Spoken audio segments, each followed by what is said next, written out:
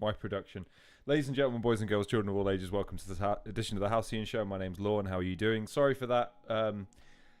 OBS doesn't let you disable volume in different pages. That's why you heard me and Gast off the air, albeit briefly, the other day. And that's why you've just heard the intro to the video that we'll be playing in a moment. So apologies. I'm still learning my craft when it comes to the live production element of this show. However, how are you doing this evening? I hope you're well. I know I'm early again. Again, at this point, it's tradition. Let's bring that up. There's a comment straight away from Young McCoy, and the question is, which Hamill battle are you doing? Well, that's for you to find out. You know, that's for you to find out. Let me check. Which Hamill? I have him versus Cooper. But I'm more than happy to switch it up. It's not the battle that I'm kicking off with today, because what I've decided is going forward, if I know that a battler can't make it onto the stream, I'm going to probably arrange those first, because I know that we can blitz through those and then we can always have them on another time. And then we'll save battles where I know that we've got a good to fair chance of getting an interview at the during the show, so we can extend those and give guys a bit more of an opportunity to speak if they so choose to do so. So for the moment, it's him versus Cooper, but we can swap it up. I'm again, if Hamill pipes up and says, actually no, that one's rubbish, I want to see a different one, or if everybody else says they want to see a different one, I can swap it over to YouTube. It's just that for the benefit of my laptop and for your viewing pleasure, I tend to pre-download certain battles in order to make sure it runs a bit more smoothly and I can control it a bit more easily. But I should say, actually, welcome, McCoy. Thank you for joining us. I hope we see you in a few days once we cover your group. How is everyone doing this evening, by the way? There's 4 of you watching at the moment. I hope everyone's okay. I spent my day working and umming and ahhing about whether or not to illegally pirate a game before I just said fuck it and bought it, considering it was only £4 because I'm such a cheapskate. Knights of the Old Republic 2, if you're wondering. Knights of the Republic and Knights of the Old Republic 2, 2 of my favourite games of all time. But the reason I was trying to pirate it is because then you can get it on the computer. Computer would allow me to cheat, and the cheat allows me to be God Jedi Revan mode, and that would be more fun than having to argue with someone and use the persuade option on someone that goes, "No, I don't want to give you the thing," and you're like, "Bitch, I'm a fucking Jedi. Give me the thing I want."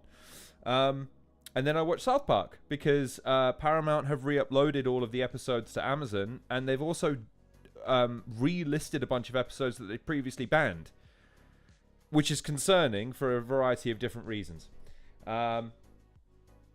Okay, interesting. Okay. Well, here's the thing.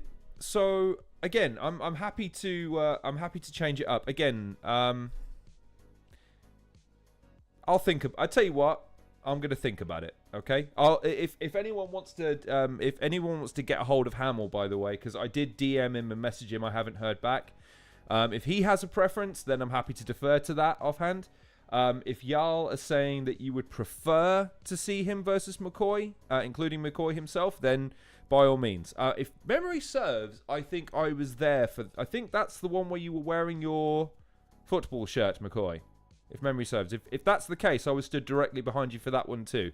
That might be subliminally why I didn't choose it as well. I don't want to pick battles just so I can say, oh, look, there's me in the background. Because I don't know. Anyways, right, so... Preamble aside, thank you for joining me this evening. We're going to be covering Group C. And Group C comprises of... Hadishrooms is in the house. Hi, Hadishrooms. Group C is Pagan, Dynamic Mike. We now know B Ramble. And we now know Hamill. So, this is an interesting group. I think almost everyone in this one probably has some significant upside to them. Probably hasn't been showcased on the main stage as much as their talents would. Perhaps it's a case that their name is holding them back a little bit, which is why they're all perfect choices for this tournament. The shame I have is that I really think that some of these names should have been mixed and matched. I think, for instance, Group D, I think especially now with the insertion of Bobby Rex, I know the idea is to give everyone a competitive chance, but I think also like the fact that, you know, Frost and Caveman might have had opportunities to battle someone of Bobby Rex's caliber down the line anyway in the current guys. I would have loved for someone of a different perception level to be in Group C. You know what I mean? I think them two are the only Hamill battles I've seen. Okay. Well, like I said, we'll if you guys want to see a different Hamill battle, okay, we'll come to that first. However, the one we're going to start with is the one person I know definitely can't be on the stream today because, message everyone, young Pagan, I hope I'm not speaking out of turn for saying, he said he would be happy to pop on for a few minutes just to say hello at some stage, so we will get to that. Again, I couldn't get a hold of Hamill. I did message B Ramble. B Ramble has seen the message, although I don't know if she's going to have time in order to hop on. And she's in the house as well. Hi, Angie. Good to see you. Hamill's debut was a 2-on-2. It was great, but I don't know if it showcased him. Yeah, that's why I didn't pick it. Is that the one with? Is that against Quicksilver and Dojo?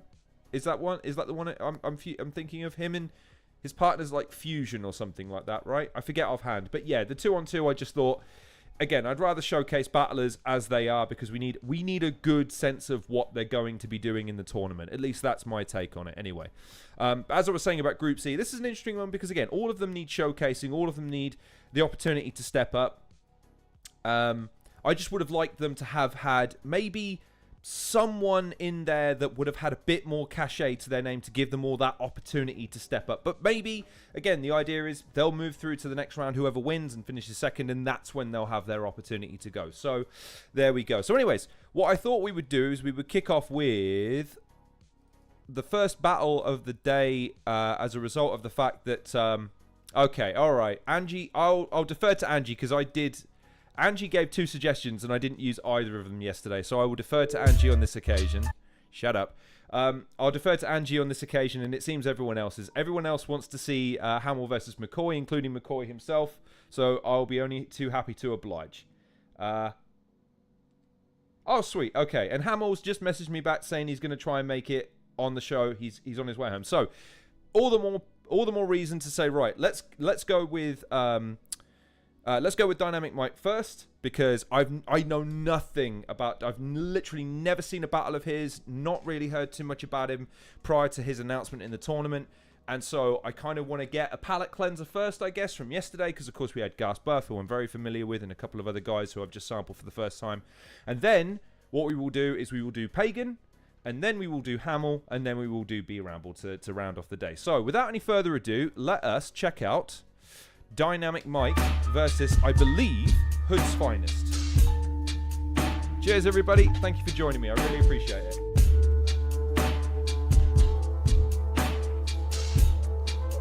McCoy was the first one in, Angie. Literally before I started the stream. Where's my fucking battle? You're not in the group. Yeah, but I want to see my battle. I love it. McCoy gets it. He's after that exposure. And I'm only too happy to oblige. Angie has spoken. I love it, McCoy. I love it. Shout it out. I love it, man.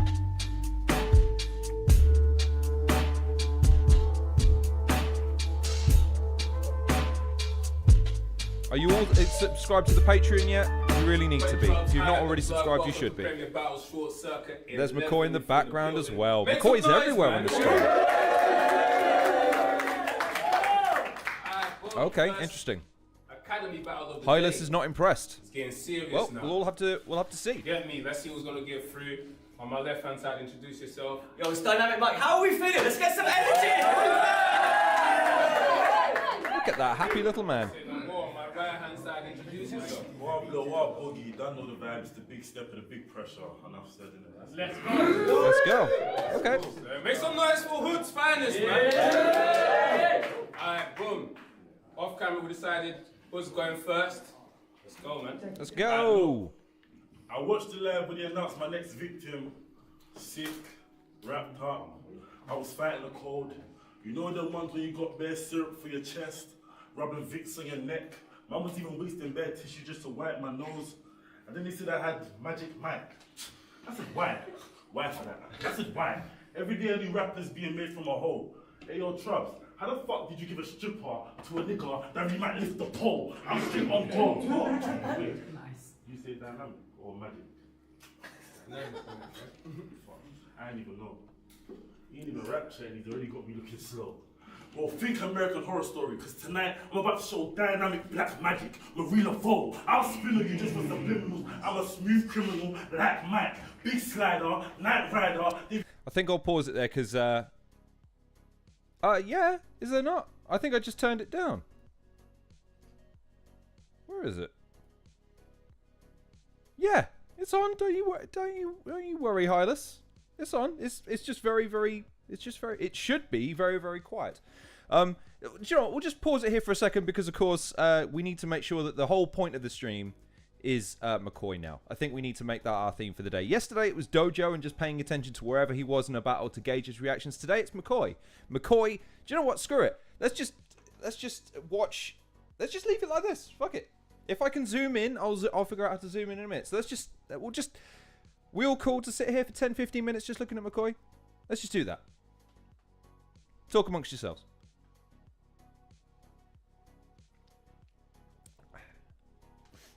It's hot. It's hot in here. It's even hotter now than McCoy's looking at me. Look at that handsome devil. Look at him. Look at him. All handsome and devilish.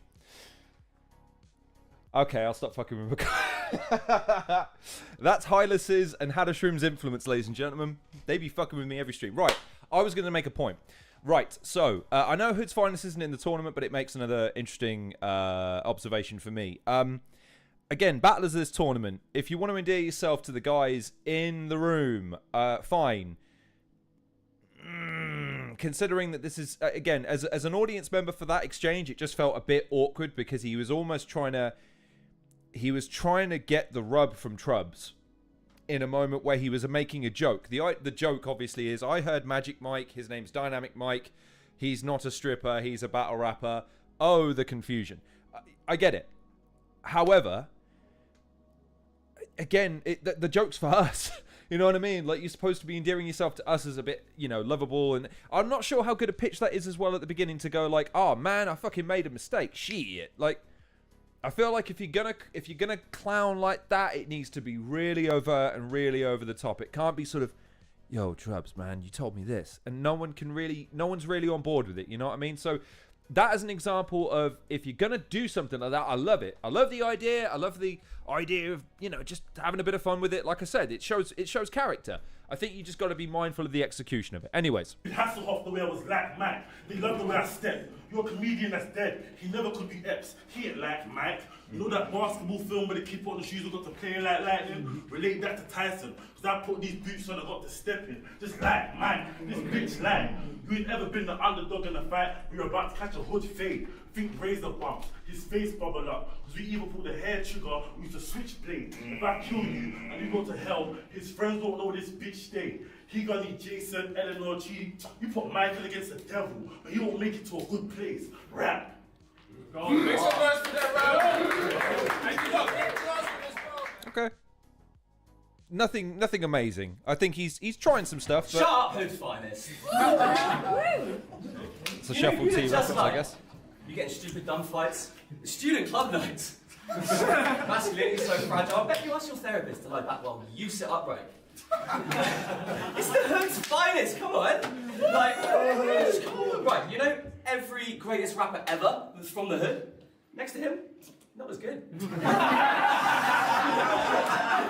he was around in the 90s, DMX would have worked at CEX. Snoop Dogg, shoe shop. Listen, Newham Jersey twerk. It's been a great time. I'll gladly admit that, but I hope you've leveled up since that. That was entry mode just to have a go and diss track. Now it's a knockout stage and every round is a diss track. He's gonna say, well, Dick Man with a big shank. He's gonna play like if I rub him up the wrong way, I'm getting sparked.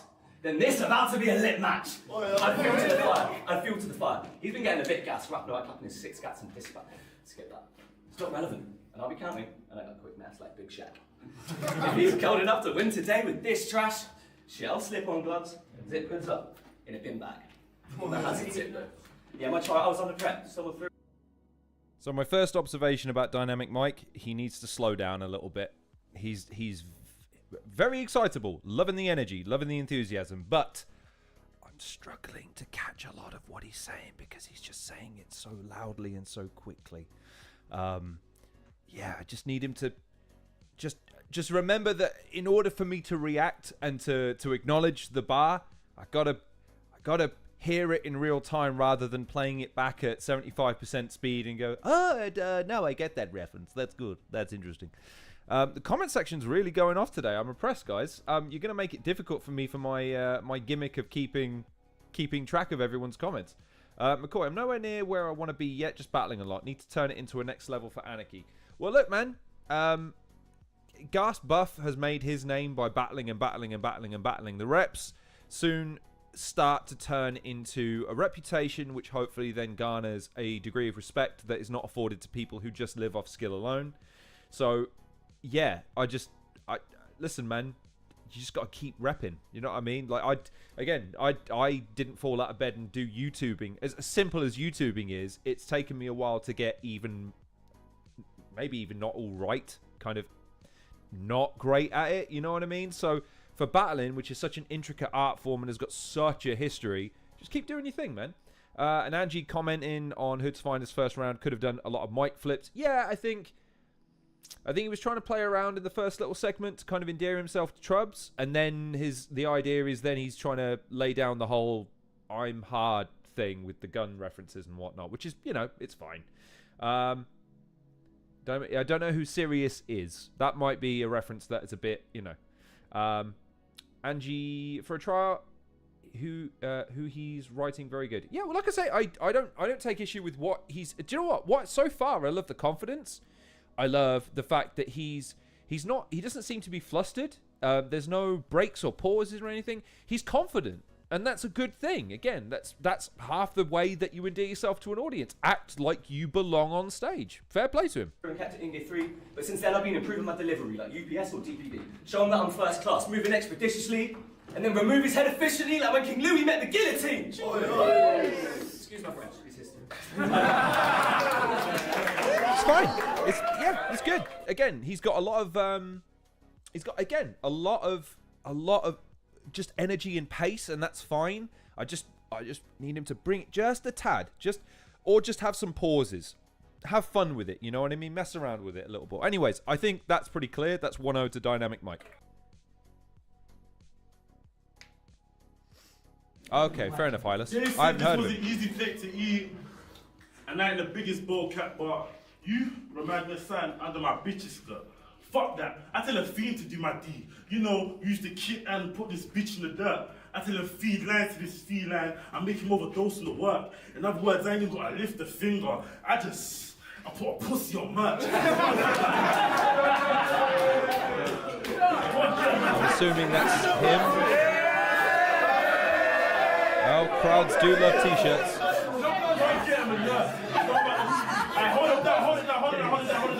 Go and get him a nurse, because I'm about to burst on this prick. This fat Channing Tatum from Wish. His whole team getting stripped. Why for that? But I can call on the next letter for an assist. My hitter says we'll roll through the next event just to take off your shit. Because don't you man know it only costs 10 quid to put him in a grave. Like for a Benzino, we'll make sure this bitch ain't at no more parties. Quail Ray, I'm really about to speak into Mike, so the people can hear what the fuck I have to say. This shit's important. Because for dropping the wrong info, Mike will be all over his brethren's chest. Shit, this prick's an informant. I'm for a fucking comedian. But I don't care for the banter. I think GTA, he should have faked his death at the start of this game like Mike the Santa. So correct your manner, because I don't do the talking for long. I just came here to show them how to punch in a pussy for a piece of bullshit, like talking Tom round. Okay. I mean, it's an improvement on his first round. How do you guys feel about the whole taking it up to the? I mean, obviously the worst / most ominous example of it in recent times in my mind is the RX Dub T moment where he just properly fucking wrenched it. What do you feel about battlers getting in each other's personal spaces and physically aggravating an opponent? I don't mind it when it's nose to nose. I don't mind it when it's really, again, you're kind of really going after a guy. But when you're starting to physically exert, like even the old finger on the shoulder or a pat here or whatever, like when you're not physically threatening your opponent, fine. But stuff like that, I just find it kind of weak. You know what I mean? I don't like it in the sense of it doesn't make my entertainment. You know what I mean?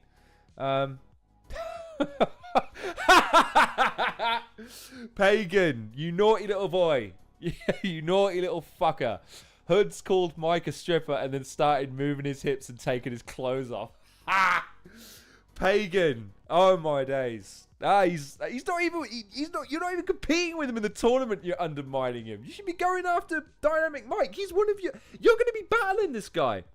Come on now, stay on point. As funny as you are, stay on point. That's hilarious. And Angie, he's giving me Dazzy Talks vibes. Well, Dazzy is. I've only seen him against one battle against Dub T that I remember anyway. I might have seen him in more battles, especially for No Loose Chat. It's just none are coming to mind at the moment. In fact, I think I've seen at least one for No Loose Chat. What struck me is, yeah, he's maybe a little bit one note, a little bit. But that's fine. Again, they both need repetition. They both need a bit more exposure. But, you know, and that's fine. There's nothing wrong with getting really, really, really good at a style and then developing it and adding more, you know, any more, you know, and developing it more. There's nothing wrong with that. I'm just saying, though, that, again, I think in a battle like this, when a guy shoulder barges a guy who's clearly not going to physically exert him back, like, do you, again, from what little we've seen of Magic Mike, do you really see him saying, oh, bro, don't do that? Don't be stepping at me. Like, that's the only reason why you might do that, is to provoke a reaction out of the opponent that elicits more of a violent confrontation, or it threatens to. Like, Dynamic Mike's, like you say, he just kind of shrugged it off and went, huh, that's cute. Nothing makes you look less intimidating than when you physically exert on someone and goes, and? Cute. You know what I mean? Like, it doesn't have the desired effect. That's all I'm saying. But I mean, it was a better round than his first. So, anyways, let's have a look. And if it gets too much, nah, says Angie. Well, again, Angie, you've been in a battle. So, again, and Pagan too, like, there's something to be, and McCoy, there's something to be said about asking them, like, how do you feel about your personal space being invaded? Number one, in a battle situation, you know, fair enough.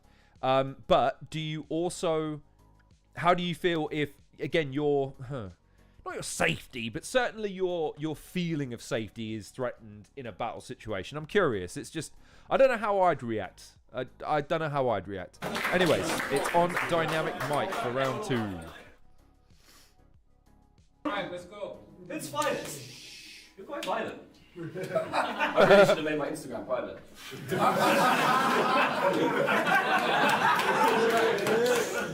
Right, anyway, Premier Battles. There's some shit I must get off my chest. Go on then. Some comments on that entry event, but I'm bringing like 10 of my friends. I didn't fucking invite any of them. I didn't invite Danny or Vicky, Rebecca or Steph or Shannon and Lily and Ellen and Jess. I just went to my Insta and posted a picture that said the event. Still literally ended up then. I'm sorry, Mike, I've got to pause you. I hope you're happy, Pagan, because now I've noticed he's gone from wearing a hoodie to a t-shirt to a vest. That comment is going to live with me for a while, Pagan. Cheers, buddy. Increasing the number of women in the room by 167%. What the fuck, guys? Listen, mate, would you rather have crazy punchlines or talk to ladies sometimes? Creeping out the girls, my dude. You're focusing too much on Twitter views and not enough on social cues. By the time I followed your Insta, instantly tagging the Team South group chat, like, you got 53 days left, but I'm gonna start cracking, bro. And I said, what is it? I'm just gonna freestyle, you know, see where it goes. That was a joke. The only thing I have to clarify is you had a psychotic episode. So, Hylas is saying that the confidence. Well, here's the thing, Hylas. We've all agreed, I think, by now that a battler should try to find something true about themselves and just dial it up to 11. The same principle that we have with wrestling, right? Take something that's true about yourself, dial it up to 11, because then the core of it, everyone can always relate to you about that, and it's something that you can observe and present genuinely. If that's his disposition naturally, I've got no problems with it. I think what you're trying to say, and what I would agree with, is trying to harness it and project it in a unique way rather than trying to bite off of people that have done it before. I think, obviously, Shuffle T has carved out his own niche. Gast is an amalgamation of it, but I think he's gone off in a different direction entirely. It's just that he speaks with a certain elocution that maybe makes him sound posh, even though he isn't. And then you got Reverse at the moment as well, who I know gets it in the neck about that, but he's got the skill to back it up, you know what I mean? To really clap back on it, you know what I mean? Mike has a Butland's Entertainment 5. Look, he's got a very... I'll counter both of you. I would say Mike has a very personable vibe. He's got that kind of... he just seems like a really friendly dude and not at all threatening. He seems like he's there to have more of a good time than clown on him or personally insult him. So maybe that's what he might need to work on, is just that, again, that just tweaking the projection method to make it seem like he's there to actually beat a guy, you know what I mean? He'll be by the judge's decision, he'll be Starkers at this rate. What does that mean? What does that mean? Yeah, Gas and Rivas are great examples of being in that line. But yes, yeah, I agree. And again, this is early days for him. You know, there's nothing that he couldn't be coached or he couldn't observe and study and exert in a different way. So I don't mind it. It's early days for him. So anyways, he's having fun. At first I thought, is he having a bubble? Oh wait, no, he's tagging in trouble. What was Chubbs meant to do? Fucking send me home because you didn't, get a joke? Start sending King's voice notes about taking him light and fighting King Kong with weapons. I'm not taking you light at all, but I do think you're on the spectrum. Is he autistic or just a bit thick? I couldn't say, I guess it's a mystery. Kleptomaniac, always taking everything literally. Okay, Pagan. Just relax, breathe. Let your battles do the talking. Always looking over your shoulder, like Stephen Hawking. Just bring some bars. Random dig at Stephen Hawking there. Show me what's good. I'll put the squeeze on hoods, like a drop. What? You tell me? Time.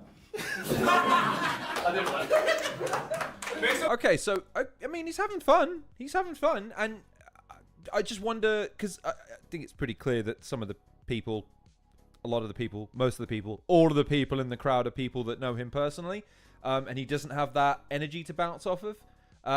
Maybe that would be a good thing, because maybe then he stops focusing on the crowd and people around him and more on his opponent a bit more. You know what I mean? But again, he's eliciting, for what it's worth, a bit more reactions. He's having a bit more fun. He seems to be a bit more, I don't know. I enjoy watching him more than I'm watching Hood's Finest at the moment. That's not to say Hood's Finest doesn't have a line or two, but again, this is personal preference time now. I'm not really seeing much to separate the two. You know what I mean? Yeah, Angie, I again, it is that thing where, yes, there's, yeah, Hylas, you might be, and Angie's made the same sort of point. It's like, he's going very, very, very fast. He needs to slow it down. And I think he's quite confident in his own humor. And that's fine. But that's why I'd want him to, again, oh, God, that's funny. I don't know if you'll be able to read this. Hang on. Hamill. So, can you read that? I don't know if you... you can't read it. Sorry, I'll read it for you. It says, Hamill, in terms of which battle to preview, I'd say the one with McCoy. Fucking hell. Everyone wants to see McCoy today. All right. We'll sort out McCoy and Hamill in a minute. Laugh, whereas Hood's Bars didn't get anything out of Mike. Defense on stage. Yes, I agree. So anyways, I see this so far going 2-0 to Mike. So let's see what let's see. It's final round. It's all or nothing for Hood's Finest. So... let's go, Hoods. The way we rap is completely different. Some would say I'm is. gifted. I'm even trying to adapt my skills to kill these rappers in multiple ways. I even thought of using a catchphrase to start this round. I wanted to say something wild, like out the gate, but nah. Tech and Eunice already use it, so that's some shit that I can't say. But then again, I find it crazy that my technical skill is the reason why you and us can't relate. The scene gets taped. No regrets. I've just figured it out. Right. Who was it that said that they weren't feeling the battle earlier and they quit? So you've got Hood's Finest, who doesn't seem as bothered enough to be there as he perhaps should be given the circumstances. You'd want to see a little bit more levity, a little bit more energy, a little bit more focus, and less reliance on trope. Because so far he's done the shoulder barge trope, he's done the t-shirt trope, and he's done the placating to the promoter trope. Three very tried and trusted methods of battle rap. And then you've got Mike, who is entirely too happy and too excited to be there and just needs to dial it back. The energy of the battle is just not balanced enough at the moment in my eyes. Anyway, I think that's part of what you may be seeing here. See them against each other. Well, you never know. Maybe. Again, it seems like the summer and heading into autumn is a big free-for-all season when it comes to UK battle rap. I'd say something now. I don't want to get in trouble though, so I'll put a pin in it and I'll revisit that particular thought / opinion to the big down the shot, road, feeling proud. maybe. Anyways. You gotta need somebody to hear, know, and hold. Like Lewis Capaldi, you're welcome for this opportunity. Still get wrong, turn this bitch to Maui. Hey yo, Jay, if I shoot this white bitch from far, can I leave more holes in it than an Audi? Nah, just one close range on sight. Turn Mike Logan into Mike Wazowski. These people doubt me. Mike Nah, Wazowski. fuck up, you know, these people day. These people doubt me. But I'm not in the line to fail. Once I slide, it's hell. Then I'll be carried by 6, and I'll be judged by 12. This shit will propel. I have to scrub off my nails, because I have hands over the dots, like reading in Braille. And I'm not and I'm not offensive, but I tell my youngie's boring. Slide the corner, check the Morgan. Because best believe if I give my little bro 2-3, he gonna slap Michael right out as Jordan. Best believe it's a simple mission to have Michael missing, the baby kicking with this dummy, Maggie Simpson, new extension on the telephone, matching some poison to where he's living. Plus I got this candy. Yo, tell Michael he gonna need Bobby Ruff and Ronnie to fight this new edition. I'm too relentless. So fuck about me. Fuck a knife for a knife, cause my knuckles are lying to break shit. I ain't nose eyes, lips to make his face shift. Cause it's called one ooga ooga, and that's ape shit. Wow. So he waited nearly three rounds to exhibit the end. See, look, if his character, his demeanor, his persona is pure disrespect, pure stage dominance, pure physical aggression, pure whatever, amalgamated with technical style and references and stuff, that's fine. That's at least something. That's what I want to see the whole battle. I don't want to see this crystallize and permeate when you think you've got permission to do so. Get on stage and fucking own it, lads. Whatever it is that you're bringing to the stage, be it overconfidence, swagger, humor, whatever it is that you're trying to embody is your essence of your character on stage, fucking bring it. Don't make me wait 3 rounds to see it. Anyways, right. Yeah, I agree. Yeah, the energy just seemed to pick up at the wrong moment at the end. And then he's hitting on a crowd member at the end for some reason. Like, again, I don't mind guys doing whatever they want to do, but I feel like when it comes out of left field and they don't set the table for it in the first place, it makes everyone kind of go, what? But here's the thing.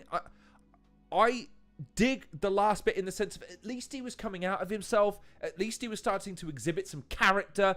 Even if it is just, I don't like him because he's doing this and, that's disrespectful. It makes me care. Even if it's negatively. Like, again, the worst thing that you can be as a battle rapper is just meh. I don't feel either way about him. I don't like him. I don't hate him. If you can't be loved, be hated. At least then people will still pay to see you lose. And it's just incumbent upon you to rub it in their faces. If you're an inherently nice person, likable person, steer into that too. You know what I mean? Just bring what you do best to the stage and do it from the jump. Be you from the jump. And he's left it entirely too late. Even if I want to give him that round, I still have it 2-1. But let's see what Mike's got. I just came here to make some jokes. I came here for physical combat. That's an observation, not a bar. Pagan. But that's what I'm saying, Pagan. In the room, he started to exert himself. The energy changed and the audience started to be like, whoa, what's this guy doing? Whoa, he's making a move. He's doing a thing. Okay, he's grabbed your attention. He's endeared himself to you, even if it was just by what he was doing rather than what he was saying.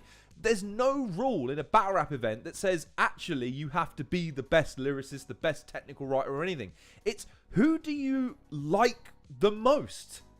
That's it. And most people will just find fucking justifications. Because when was the last time you saw anyone judge a battle, back-to-back battles consistently? It fucking never happens. Find me the old Don't Flop videos or the more recent Premier Battles ones where they used to film the judging, where any 2 judges reference the same thing over and over again. Everyone judges battles different, battle to battle, let alone across the board.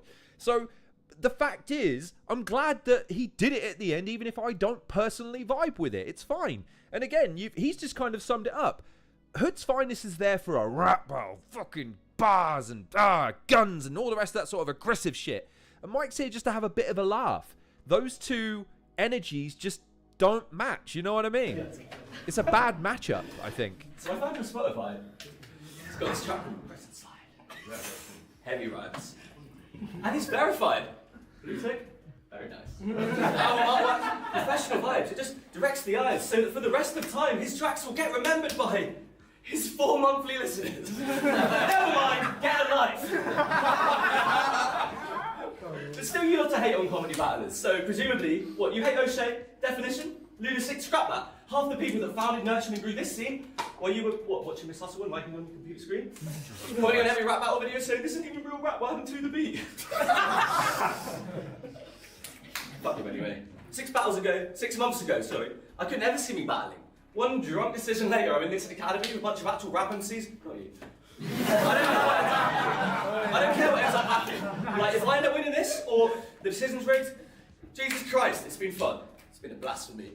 You have no doubt you'd win. This baffles me. But this is said to be potentially incredibly embarrassing. When I beat him casually and he severs, weakens at the seams, they'll get to see with clarity. Shit name flips. Aggression is the actual peak of strategy this man can bring. Whereas for me, if I have an upper ceiling, it's the Burj Khalifa rooftop balcony. I'm just attaching the first threads at the seams of the bio tapestry. And that's me. There you go. All right. So I think, again, to keep it competitive, I'm happy to give the last round to Hood's Finest. I don't think that's a clear 3-0. But what I take away from Dynamic Mike, and he's the person that we're here to review in this instance, and for what it's worth, Dynamic Mike did say that he's happy to come on the show, just not today. I think we'll try and pencil in something next week, and we'll pre-record it and I'll release it separately. If you've never seen Shuffle T versus Liquid, go back and watch Shuffle T versus Liquid and tell me you don't see parallels in the sense of you just want him to slow down.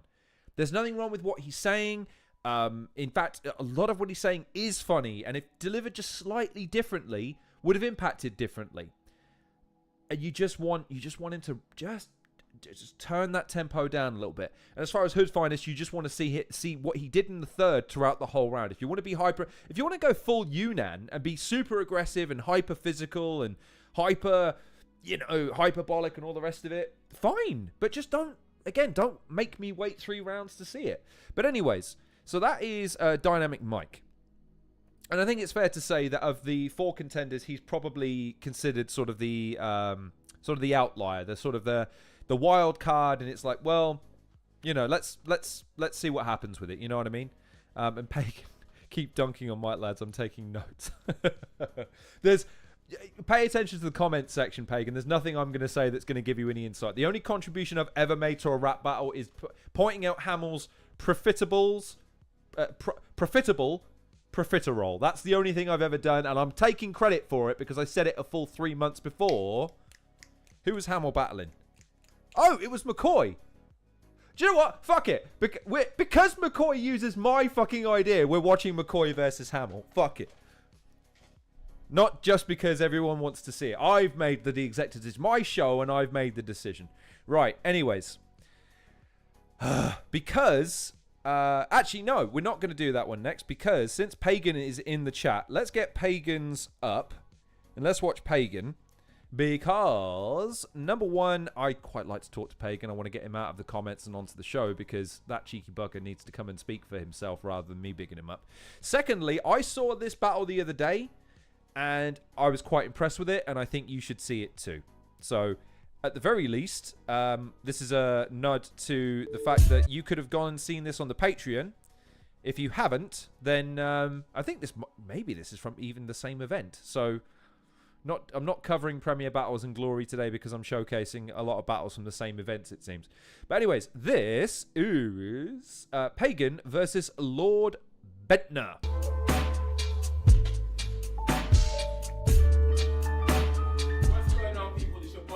I am the plug. Welcome to Premier Battle Show Circuit 11. If you're in the building, make some noise, man. Go. Can you hear that, by the way? It looks like the... Oh, is that a different one? Yeah, you can. Okay, sorry. I had it in the wrong place. Last Academy Battle of the day. Hold it down. Alright, on my right hand side, I want you lot to make a lot of noise for Lord Bentner, man. My luge. On my left hand side, he's been here before. You lot seen him before as well. Make some noise for Pagan, man. Let's go. No. Wait, hang on. It's McCoy! McCoy, everybody! McCoy's on... It's McCoy! Look!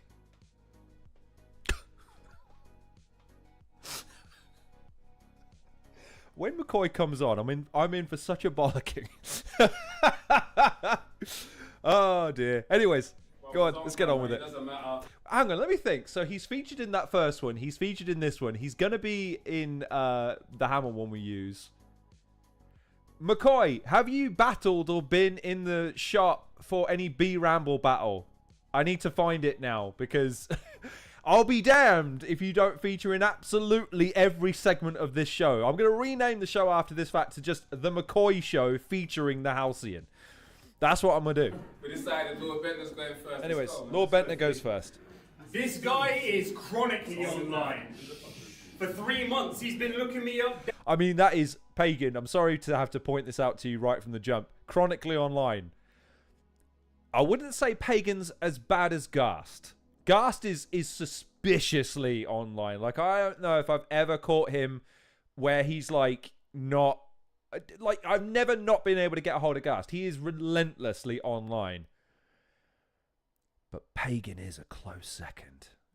I'm just saying, Pagan. I'm just saying. Hey, you tell me what he's cooking up is crazy. I said, mate, you best go outside and touch grass, or I will have you pushing up daisies. Constantly trying to convince us everything you've written is fire. Like in the heat of battle, that would even help. But why should they believe the words he says today when you're clearly afraid to let your work speak for itself? It's why he's telling lies, making arguments in bad faith and expecting us to applaud them. But we all seen the Wicker Man, right? Pagans are known for building straw men. I saw you online today. What are you talking about?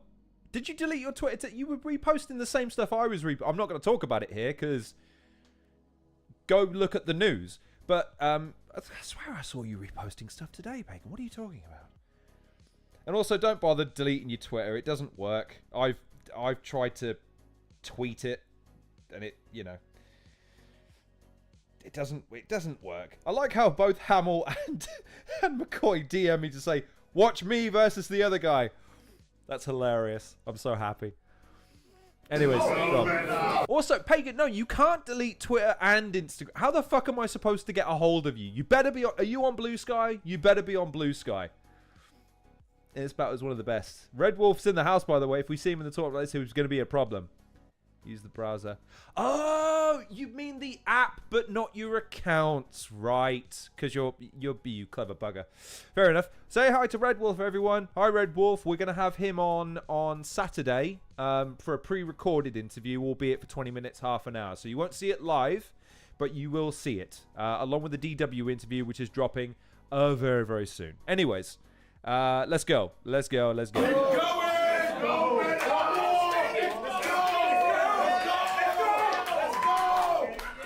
Bentner off to a good start.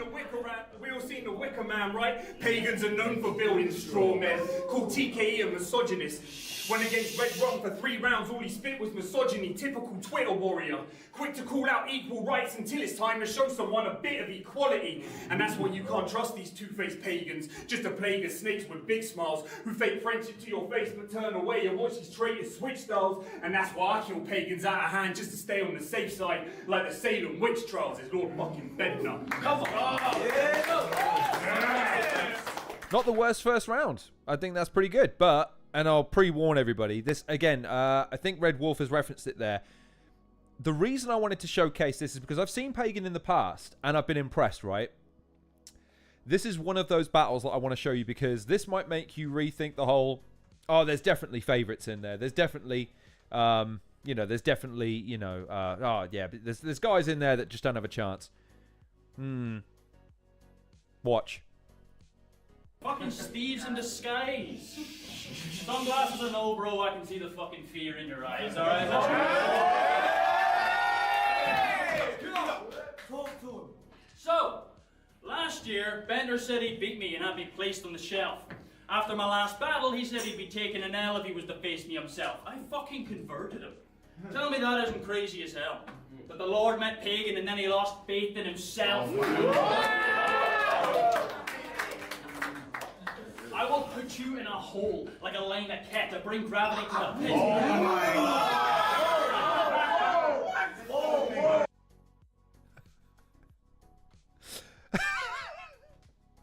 I'm going to say the same thing I said yesterday. Battlers of the World, know your audience, and in its current incarnation, if Prem crowds love a reference, they love a reference about. I'll let you fill in the end of that sentence. Everyone, get ready. I will put you in a hole like a line of cat. I bring gravity to the pit like a fighter jet. If I win this tournament, a battle in America is the price of bet. If it's fight or flight, I'm a fight because of a flight to get. If you put it on my toes, then it's life or death. I'll split your brains and your shoes, bro. Mind your step. You lost 400 quid to dojo. We'll get your last will and testament because I'm feeling benevolent. He just took your wages, I'll give your kids their inheritance.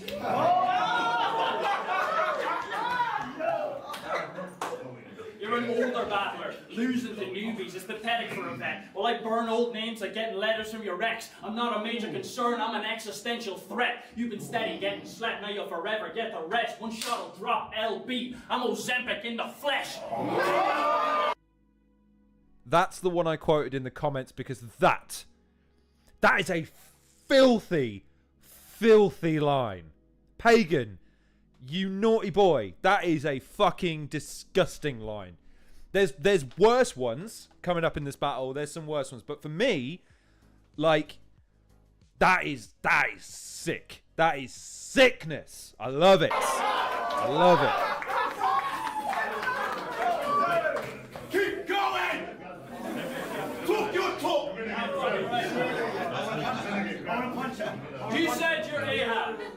You said you're Ahab, and this is your Moby Dick. Well, I would never contest that, because you're at war with an animal, and come the end you're a dead man. He's been taking the piss for years, now I'm left with the bedpan. You should know I'm a cut above the rest, like a wealth tax. You beat Lie, because he's under trash. Yeah, that's a sleeper. You beat Lie, because he's under trash. Everyone else killed you, my guy. It's a fucking fact. If you're the Lord, it's only because you keep dying and coming back. See what I mean? And that's why, with all due respect to everybody making predictions about the tournament, if y'all are sleeping on Pagan, please take this under this battle here, this one, take it under advisement. He comes out with some stuff in the second and third that is fucking insanity, lads. Lord Bender's not a terrible battler in this situation, but Pagan's on another level in this one. Yeah, and I quote, "What happens on the 18th of May will break the Geneva Convention, and they will have me arrested." Arrested? Mate, how's he committing war crimes when he ain't been battle tested?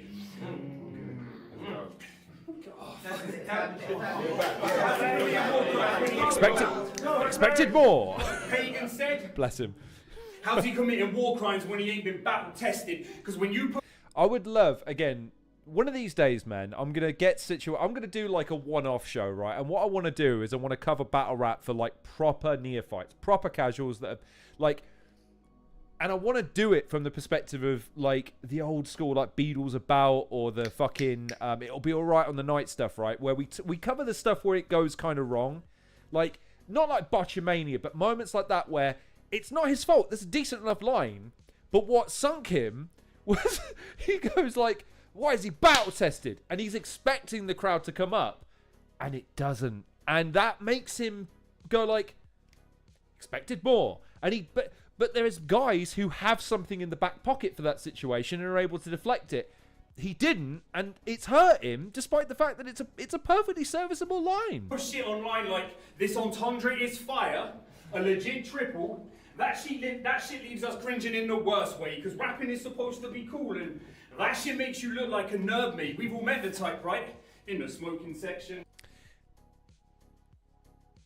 You are aware of... Hylas, do you know what? I know you well enough now to know you're not doing a thing there, Hylas. You know perfectly well why I'm not going to do either one of those things. Trying to mansplain his wordplay to some girlfriend while she's out on her birthday.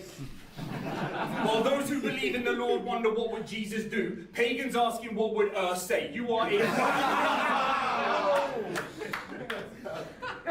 You are a fucking loser. You all know the type of guy that he basically is. He puts on Dance with the Devil at parties and says, yeah, but Wait for the twist. You are the most basic of bitch, and we view you as comedy. Thinks I can't take what he has because I don't have what it takes, when honestly, why would I want to take what you have when you have nothing to offer me? Let's go. Again, he did okay. He did okay, but he's up against Pagan in a bad mood. So round 2 on Pagan. Let's go. So, King of the Ronalds, Dub Scandal, Prime Cut, Beast Anglia. I'm seeing a mad pattern. This cunt has killed more leagues than he has rappers. Damn. This isn't just about you, what you do for the craft matters. You're not some pillar of the scene that they support you and collapse after. He's been through leagues like he has wives, so you want them to get lost because he's dropped more rings than fucking Sonic the Hedgehog.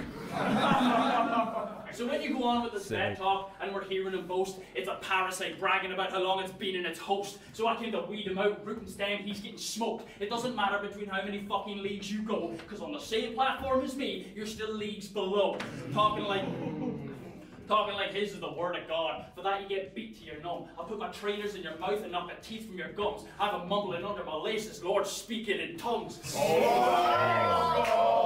So I'm going to point something out now, because again, this is what I hope all battlers start to take note of, what Pagan is really doing here. Each round has a relatively individual but unique concept, and there's through threads and all the rest of it, and he has his own patterns and his own style. But like he's not just dropping random stuff. There's the reason we're able to follow what he's doing and why what he's saying has payoffs is because he's laying the groundwork and letting you follow him, but then subverting expectations or delivering or saying something that he's not meant to say or anything for the payoff to work. It's not just about thinking of the hardest thing that you can think of or thinking of the best individual joke that you can think of, because what if you make someone laugh really hard at the beginning of the round, you burn them out, or you set an expectation you can't meet for the rest of it. Pagan is exhibiting some very, very good structural techniques here, and it's impossibly hard for you if you don't exhibit some structure in your rounds. Impossible to be able to compete with the likes of him if you're not going to do that. You better be unrealistically funny if you're going to do so, or unrealistically scathing if you're going to do so.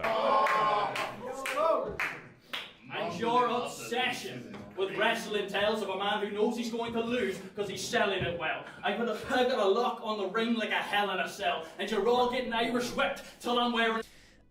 Actually, Pagan, they don't put locks on just Hell in a Cell, they also do so for Elimination Chambers and also War Games. Know your facts, motherfucker. If I'm going to give Crash a hard time for getting a DBZ reference wrong, you bet, and you're going to make fun of people that like wrestling, I'm going to come for you with facts, motherfucker. But it was a decent line. I'm just saying. It's not just Hell in a Cell where they lock the cell door, okay? Get your facts right, Pagan. Get your facts right. A belt, and if it's wrestling, well, I'm the new gen. You don't see me bleed often, so don't start going hard. You're free falling. Steve walked in, but he... The new generation did bleed. What are you talking about? Not as... Well, no, I'd argue that it's the generation before. Again, Pagan, you're coming at me with all these wrestling bars. You better have your fucking facts right. That's all I'm saying. Do you know what? Pagan loses a round. Lord Bentner gets the second. I've already made it. I don't care if he spits a 3-0 for the rest of this battle. I don't care. Pagan, you lost this round because you got your wrestling nomenclature wrong, Sunshine, and you don't bring wrestling nomenclature up in this business. The host of the Botch podcast, the only podcast with only one episode in it, and come wrestling unprepared. You know what I mean? Wrestling. Yeah, I don't know if there's I don't know if anyone in battle rap isn't secretly a wrestling fan. I'm just going to say that out loud now. I'm sure even Pagan's a wrestling fan. He just doesn't want to admit it out loud because of all the shit he's getting wrong. I got to talk to Pagan. I'm going to talk to Pagan live in a second. He's taking notes now. Like, oh, you say I get shit wrong. Fucking, you said this once.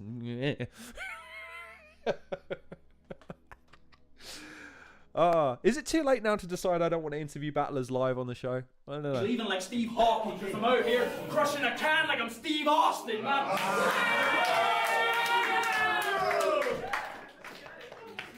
We don't care that your ex-wife's fucked off and left you nothing but the floorboards. We care that you lost more in this pit, so you dead in those divorce courts. Time. It was a good round. Unfortunately, he besmirched the good in wrestling. Bentner gets the second. You are the most boring. It all comes down to this. Battler. All your rounds sound like they were written in missionary, while Pagan sat in his cave. You are the most boring. Bog standard battler. All your rounds sound like they were written in missionary, while Pagan sat in his cave painting vivid. While Pagan sat in his cave painting primitive imagery, I've been on stages creating stained glass depictions of victory. Cause I just do what I do. Maybe this is me. While you steal from the greats, I really hate all the mimicry, and considering pagans have no core set beliefs, you don't half stick to their template religiously. Cause I thought pagans were supposed to be spellbinding. But all you summon is sleep when you rap a verse. And that's why they're coming to me. They sought the Lord to put an end to pagan like the Catholic Church. Cause like Alice in Chains, I came to put this man in a box. Watch pagan get laid to rest like a lamb of God. They heard the cause of death. It was murder by Kalashnikov, and brought an end to pagan's reign like Ragnarok. And after... Go, turn up, man. Like Alice in Chains, I came to put this man in a box. Watch pagan get laid to rest like a lamb of God. They heard the cause of death. It was murder by Kalashnikov, and brought an end to pagan's reign like Ragnarok. And after, I promise no one here's even mentioning you. Once I put this hand through the center of you and pull a pagan's heart out on film like the Temple of Doom. I give up for Ben. There you go. Time. Probably his strongest round. But if memory serves, this one is... battle, you said you're Lily Phillips. You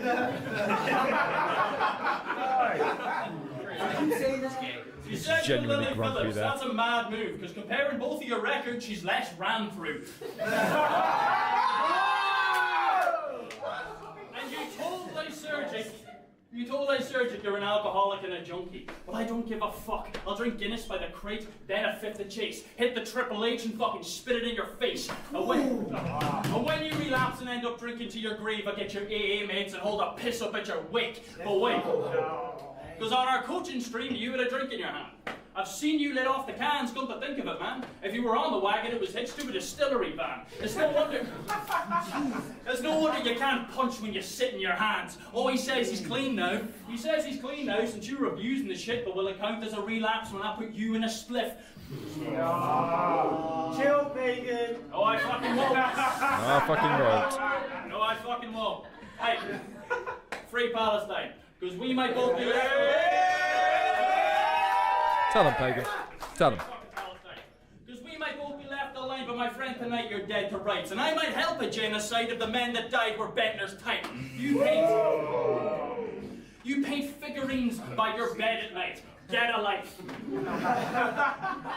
Fuck your lamps and brushes, try to paint yourself in a better light, man. Wannabe 90s rappers think longevity should get them hype. Well, you are like Tupac when he met Mike at the Sheldon fight, because this is the last venue you're ever gonna step inside, bro. Some thought the Lord... What? Not the same, bro, it's not the same. Some thought the Lord would smite me. Well, I'ma send him to Satan. Others have Shawnee taking the tourney. Don't be testing my patience. Some put money on hoods, like gentrification, but with all these false idols, you can bet that it's pagan. Time. There you go. All joking aside, what I would consider to be a pretty cut and dried 3-0 situation. Pagan was not in the mood that day, and did not feel like going easy on young Bentner there. That was that was a pretty comprehensive victory there, and again exhibiting all the skills and traits that I believe one needs to have if they're going to go far in this tournament. Now, the question becomes, young Pagan, I have questioned your ethics, I have questioned your work rate, I have questioned your skill, your research ability. I have also tolerated your insubordination and insolence in my comment section no more. I am demanding you make yourself seen and heard on the stream right now. So you have the link in your DMs on Twitter and on Instagram. I demand, I'm not taking no for an answer here. You better make yourself seen and heard, my friend. I want to see a little ping to say Pagan, or however you choose to identify yourself within the parameters of Zoom. If you don't feel like giving your information, that's fine. I don't blame you. To say that someone has entered my personal meeting room.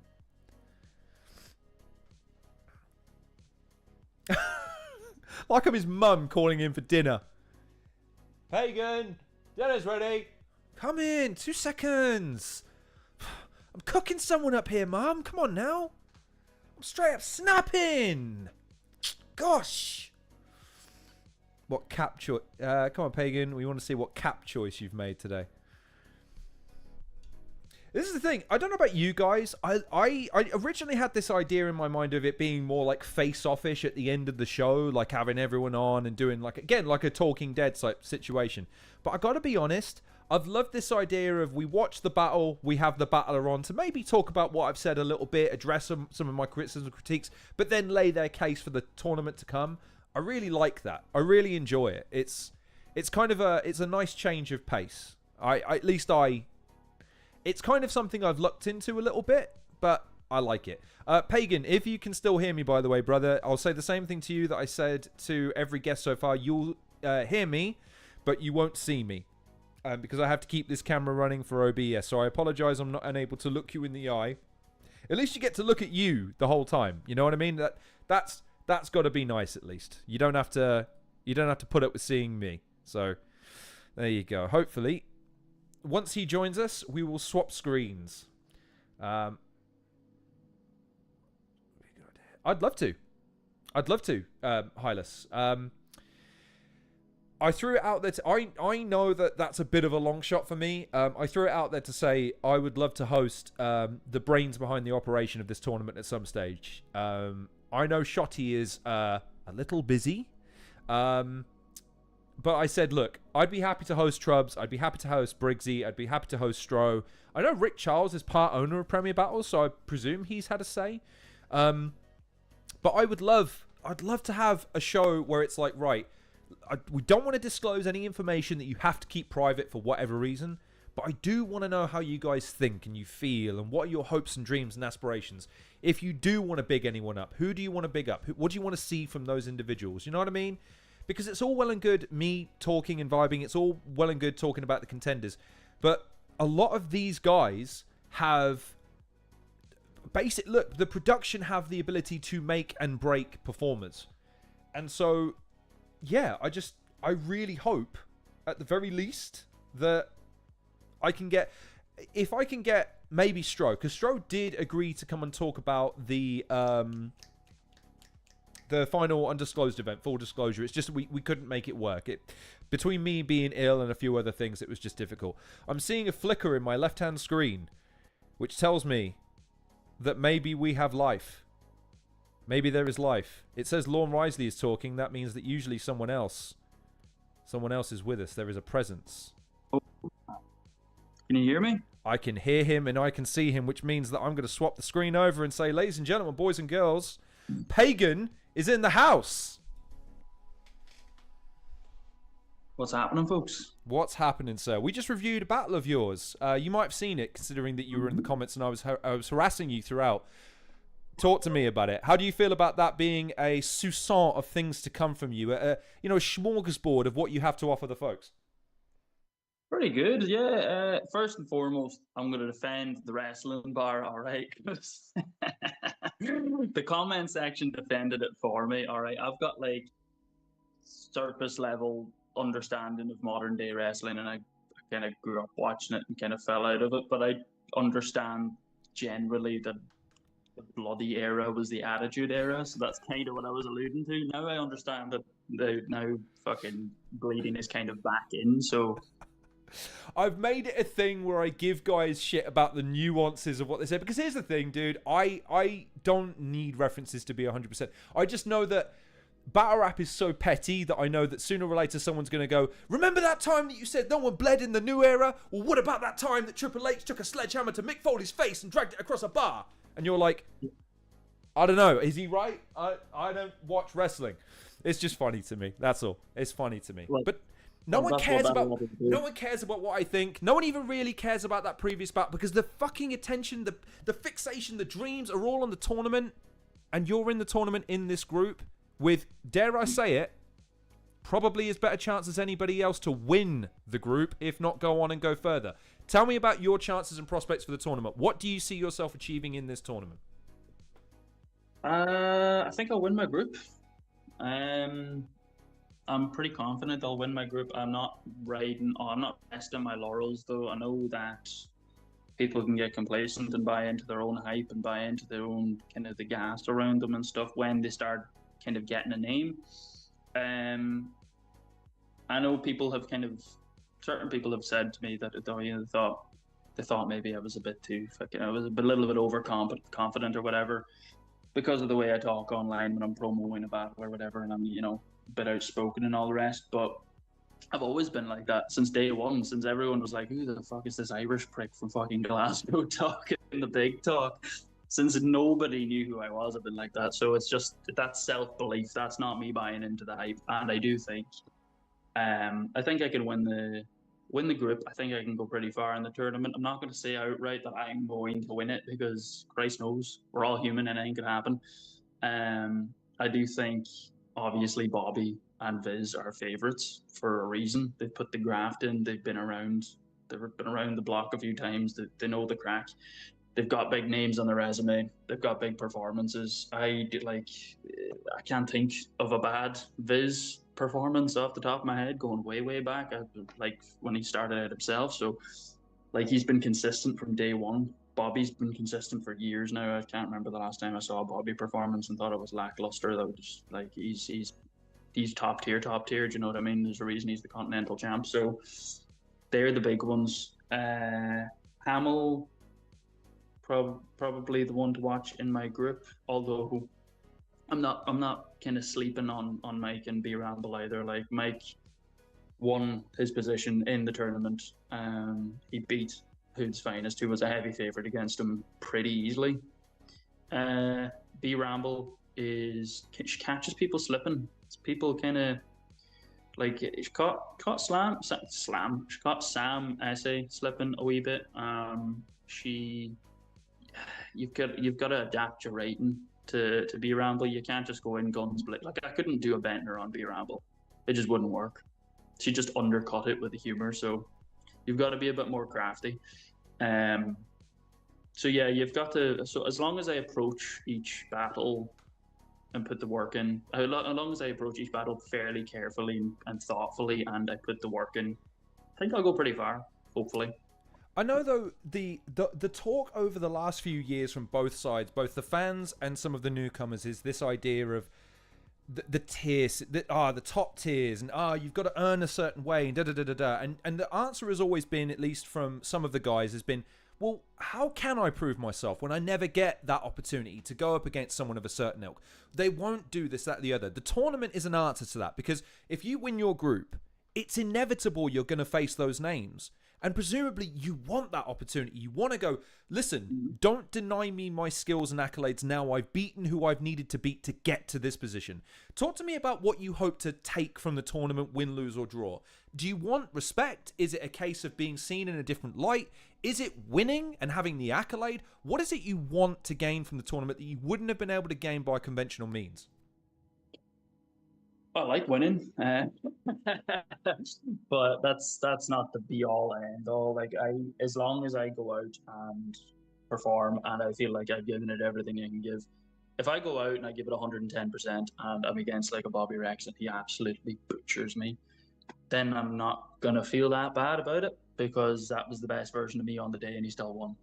If I go out and I'm half-assing it or I'm complacent and I don't put the graft in, then I'll feel a certain way. I'm only really concerned with kind of my motivation and the standards that I set myself.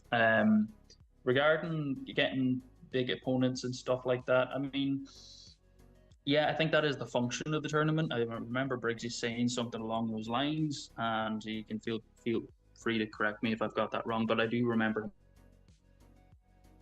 saying something along the lines when he announced the whole thing of this is, leveling the playing field for everyone kind of thing. Like getting these people who've been floating around like the short circuits, the undisclosed, the talent that is there, that is good, that is solid, that is consistent, and giving them kind of a step up in competition potentially if they make it far enough in the tournament. So I think that's part of the function of it. I think it's kind of set up to give people like me, like a Dub T, like a Dojo,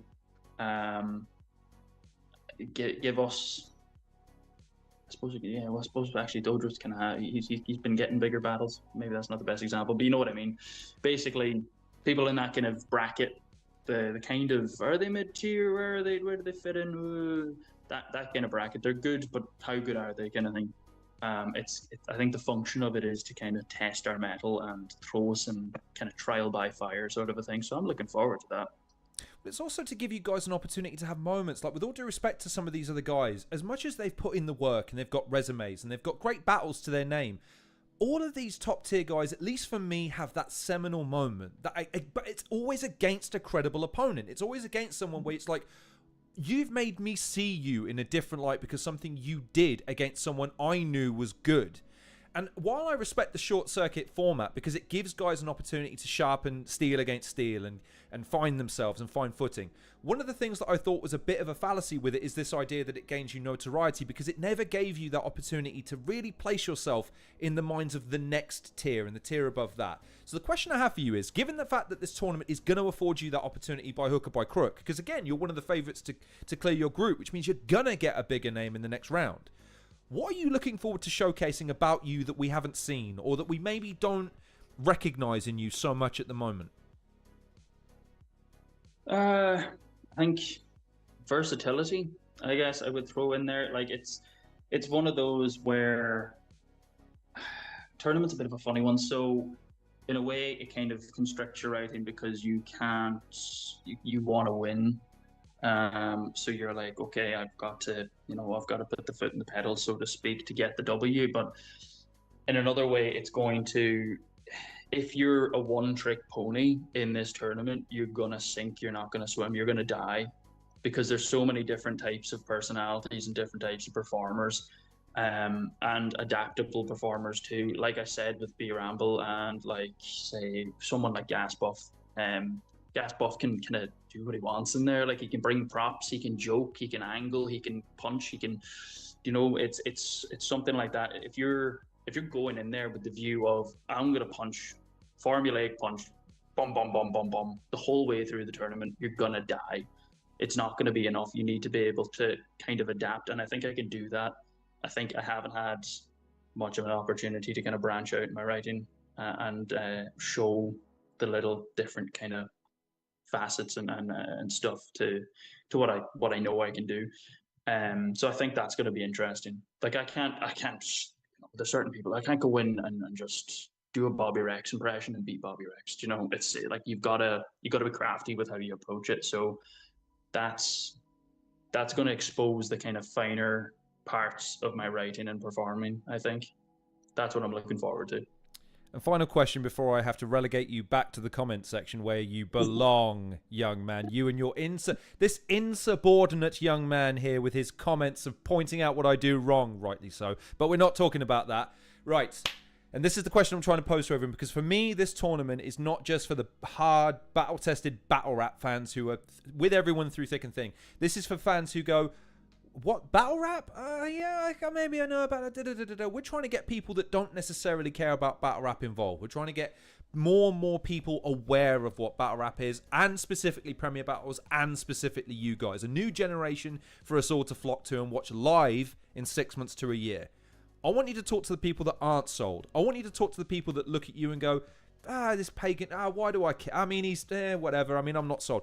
Talk to them for a second and say, listen, here's why you need to pay attention, and here's why you need to pay attention to me. Sell me imagine I don't care right now. Sell me. Give me what you've got. Well, I think it was Noel Gallagher or something saw in an interview from Oasis. He was like, fans are idiots. They don't know what the fuck they want. You give it to them and then they take it, they eat it up, then they love it. if you let them, if you try to kind of, if you spend too much time thinking about, what will the fans want me to do? Oh, will they appreciate this? You'll crumble, and you're not going to do what you think you're going to do or envision you're going to do. So, I think I would say to new fans, just kind of be open-minded. There's going to be a lot of mad shit in this tournament. I think people are going to kind of throw caution to the wind and just like there are people who are going to be forced to write and approach things differently, and I think there's people who are going to go the extra mile and do some weird shit. So it's going to be very entertaining. It's going to be entertaining anyway because there's a lot of talent in it. It's going to be kind of a variety show. There's going to be so much just different stuff going on in terms of the things that the different battlers are doing. The promo is going to bring people in too, because it sounds like Briggsy is talking about, doing a lot individually with the battlers in terms of kind of trying to encapsulate their personality and try and sell that outside of the battle as well. Bring in, if they have music and things like that as well, do interviews, etc. So I think if we can just get eyes on it for a second, I think it's going to be entertaining enough to pull people in. I don't think it's going to be that much. Like, I don't think it's going to fall flat on its face. Dare I be sneaky and cheeky and maybe ask a second part to my question? Over. Do you know what? Fuck it. It's my show. I'll do whatever the hell I like. If he wants to hang up on me and big league me, he can do so. I leave the choice to him. If it were you, again, because you are, I don't want to assume anything. You strike me as being a little bit younger than me, maybe 6 months younger, maybe 7. Like, you don't seem that old compared to me. I'm fucking ancient. Again, we're trying to get more guys in who are younger, who are maybe more predisposed to going to live events, right? Because they haven't got families, they haven't got full time, whatever, right? In your mind, what would be something if you had the opportunity to inject? I'm not saying change wholesale, but just maybe add to the concept or to the presentation to make it more like it's sold to you. Like, if you could change anything or add something, what would you want to see? This is a tournament, because the tournament's a playground for it, man. The tournament gives them that sort of carte blanche to go, guys, our remit is get eyes on the product. What do we have? Mm-hmm. What do you think? What do you think would make everyone go, wait, what's going on over here? I got to check this out. Short of a murder. I will caveat that. There's no murders, massacres, any sort of ritual sacrifice, none of that stuff, please. I think heated exchanges, things like that, personality clashes, reality TV aspect of it. Like, obviously it's not, the battle is the battle, but there's going to be that little bit where people can follow the personalities and what goes on outside of it. And people are going to talk about upcoming battles. Like, I'm already thinking of like things, like narratives in my head about people that I might end up battling that otherwise I probably wouldn't have really given much thought, because I would be like, well, how am I going to, I would never have battled that person, but now I'm in the tournament. I'm like, oh, I might actually battle that person. So now I'm thinking of narratives. I'm thinking of ways I can spin things, how I can approach things. And I think if the media kind of side of it works the way that we envision it working, or I say we, the Prem staff envision it working, I think that'll sell people, because it'll be that kind of real aspect to it. Like, this is the performer performing, and then this is the person, cutting a promo, talking about the battle. Why do you hate Pagan? Oh, he's a fucking prick. He's always online. Like, that's going to bring people in. That's going to bring people in. People love reality TV. So if people say, put a camera in front of a battler and say, why do you hate this bell end? And then that's going to bring people in, I think, and that's going to ignite something. So that'll be fun to watch. Okay, final word on the tournament then, and then you can back to the comments section with you.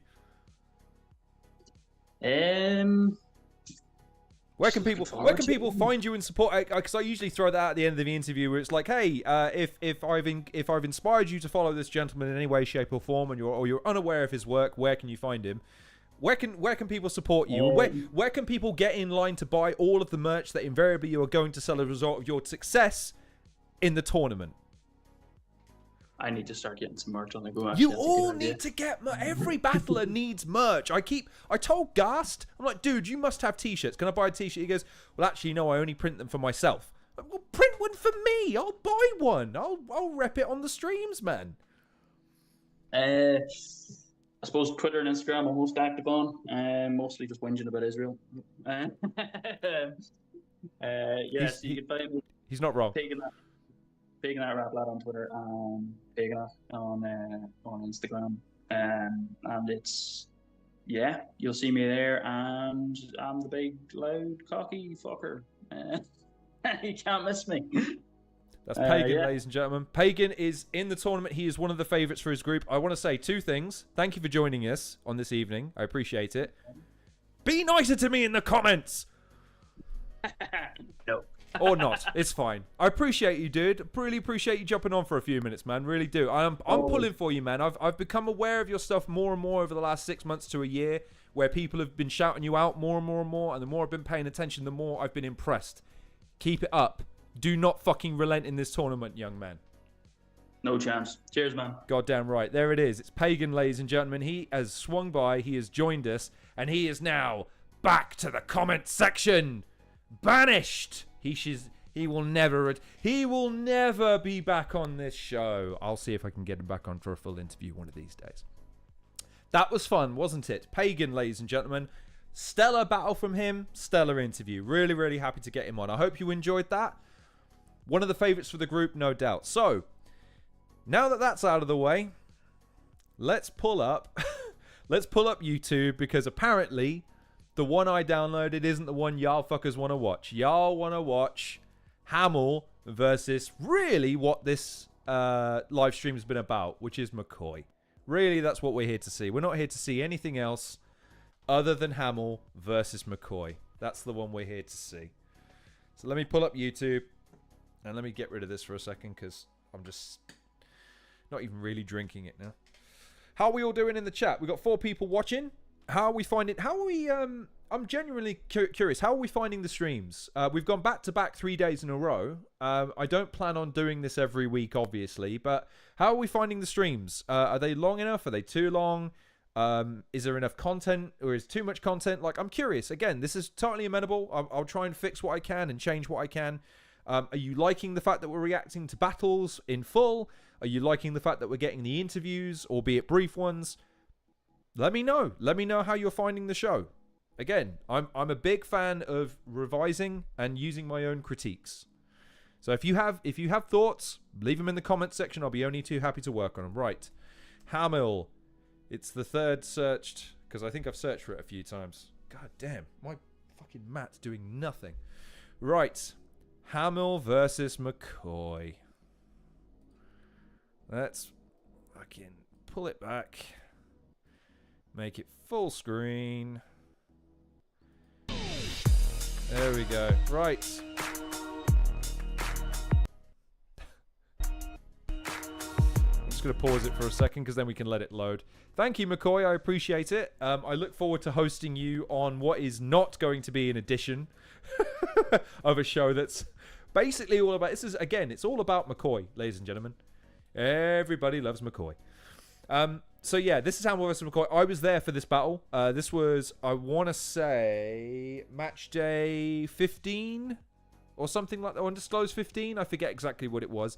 But this was my first ever exposure to McCoy. I thought he did pretty well. Again, Hamill's got a bit of momentum with him, and he's got a lot of skill, and he's got a lot of panache. Luckily for McCoy, though, he had me on hand to give him a concept, which in my mind gave him the round.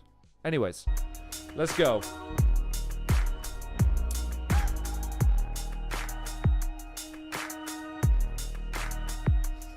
Also, McCoy, thank you for the compliment. I appreciate it. Again, I'm just... The thing I hear most from a lot of the battlers at the moment is that they want more media coverage. I always wonder how I can facilitate that. You know what I mean? Like, I want to be the guy that, you know, provides the kind of stuff people want to see. And I want to be the guy that is kind of a go-to source for it. It's just difficult to figure out what I can do that's not skill. Because, again, I'm not a battler. I don't know about multis and composition or the rest of it. I can just give my opinion.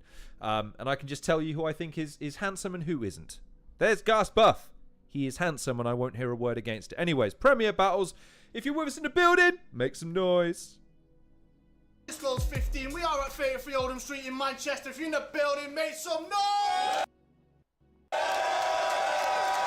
This is why I didn't want to do the YouTube thing, guys, because my laptop is struggling. This is the quarter-final of the North Academy.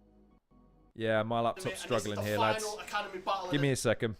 Let me see if I can fix it. Yeah, that's probably going to be why. Let's go down to 720. I know it's going to impact how it looks, but I don't care. I need it to run. On the right-hand side, make some noise for McCoy! Let's go, McCoy. There's me. There's me behind McCoy. And on the left-hand side, the Team North Wildcard... Blah. The team... Oh, the left is flubbing. And on the left-hand side, the Team North Wildcard. Make some noise for Hamill!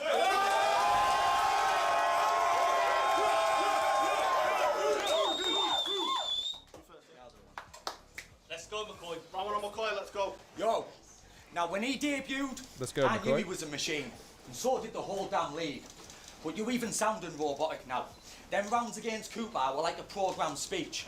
And if he ain't made improvements today, I've got the old ham beat. And it's only right I beat the old ham at Old Ham Street.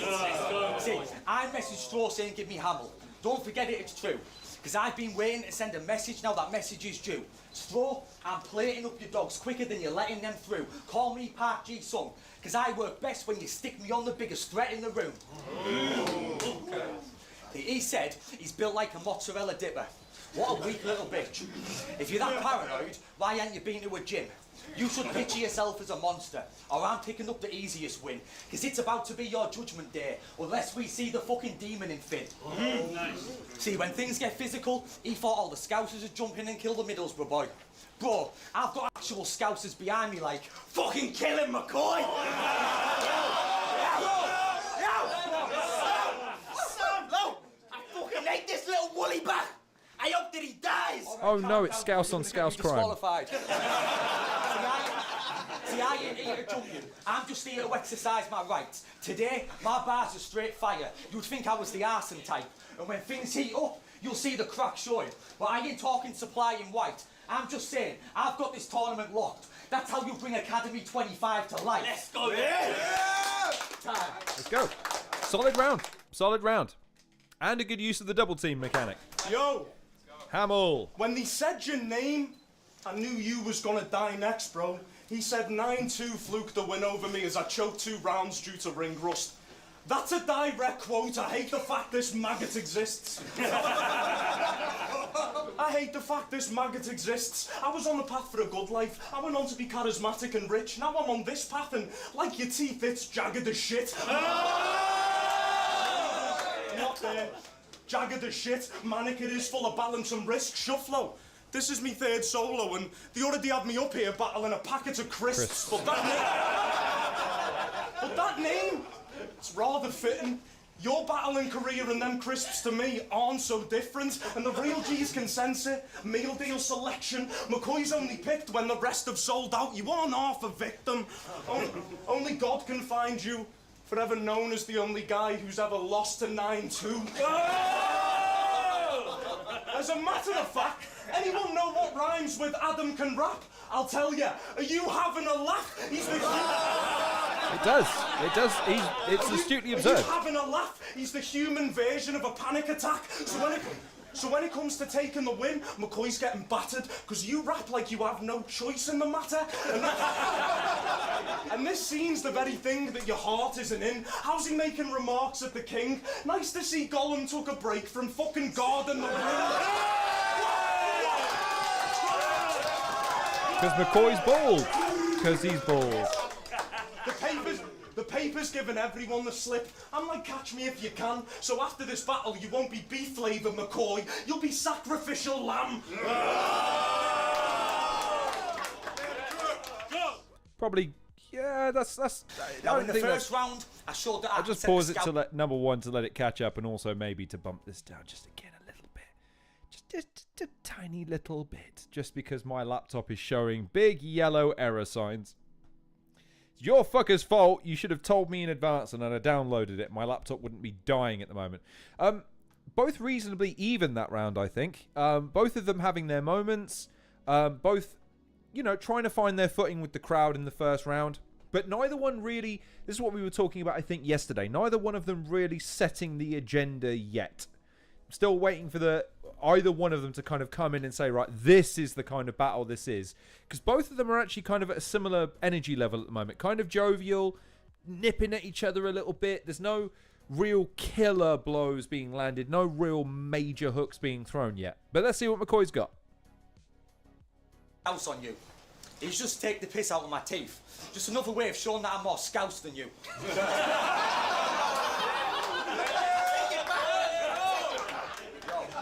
Let's go.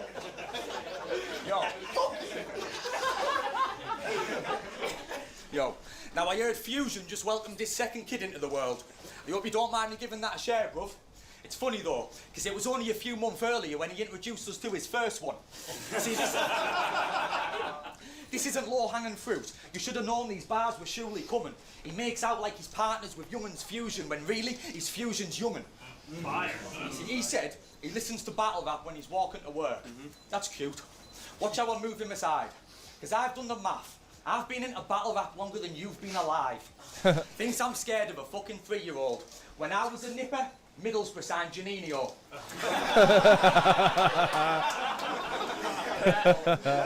When I was a nipper, Middlesbrough signed Janino. When he was a nipper, Liverpool signed Fabinho. Football bars, we've got them. Pagan's in the building. Everybody make some noise for Pagan. Hey, Pagan! I know him. Wildcard for Team South. I know Pagan. Pagan was on that great show called the Halcyon Show. All things battle rap and interviews and gaming content, and like, share, and subscribe. Sorry, McCoy. I've got to take the opportunity to shameless plug when I get the opportunity. Also called Finn. Isn't that a bit odd? Did the staff know about this?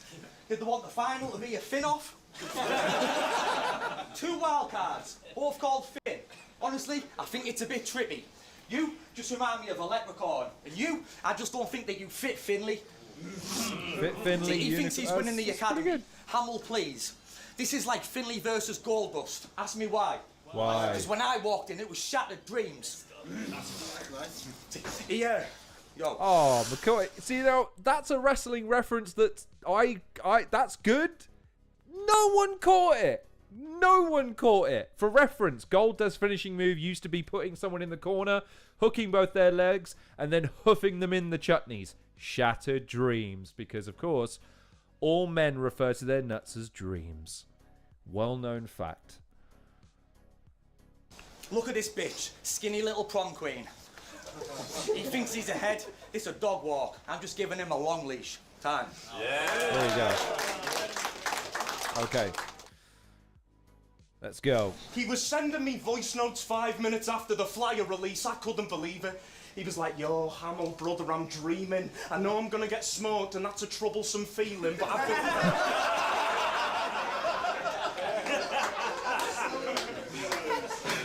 He was like, yo, Hamill, brother, I'm dreaming. I know I'm gonna get smoked and that's a troublesome feeling, but I've been doing me 5Ks. Yeah, I've been training to try and run from me. There's something really funny about the fact that Hamill is so scouse that he can't do a northern accent. It's so thick and so intrinsic to his personality. He can't shift the accent. That's so funny to me. I'm sorry, Hamill, but that's funny. Demon, shut the fuck up, McCoy! You're not a shotter if you're honest, pushing lots of bits for profit. You look like Wallace mixed with Gromit. You look like Wallace mixed with Gromit, and there ain't a dog within that's on it. Oh, but attention's what he needs to be the centre of. Ironic that your skill level's next to none. Still, he wrote his best bars, now the pressure's on. They're all concerned with putting on a clinic until he battle me and gets sent to one. You've got flaws in your game. I could list those currently. Man, catch him while he's off guard and hit bro suddenly. She won't answer me calls. McCoy's bitch won't fuck with me. I guess I'm just not up enough on the cryptocurrency.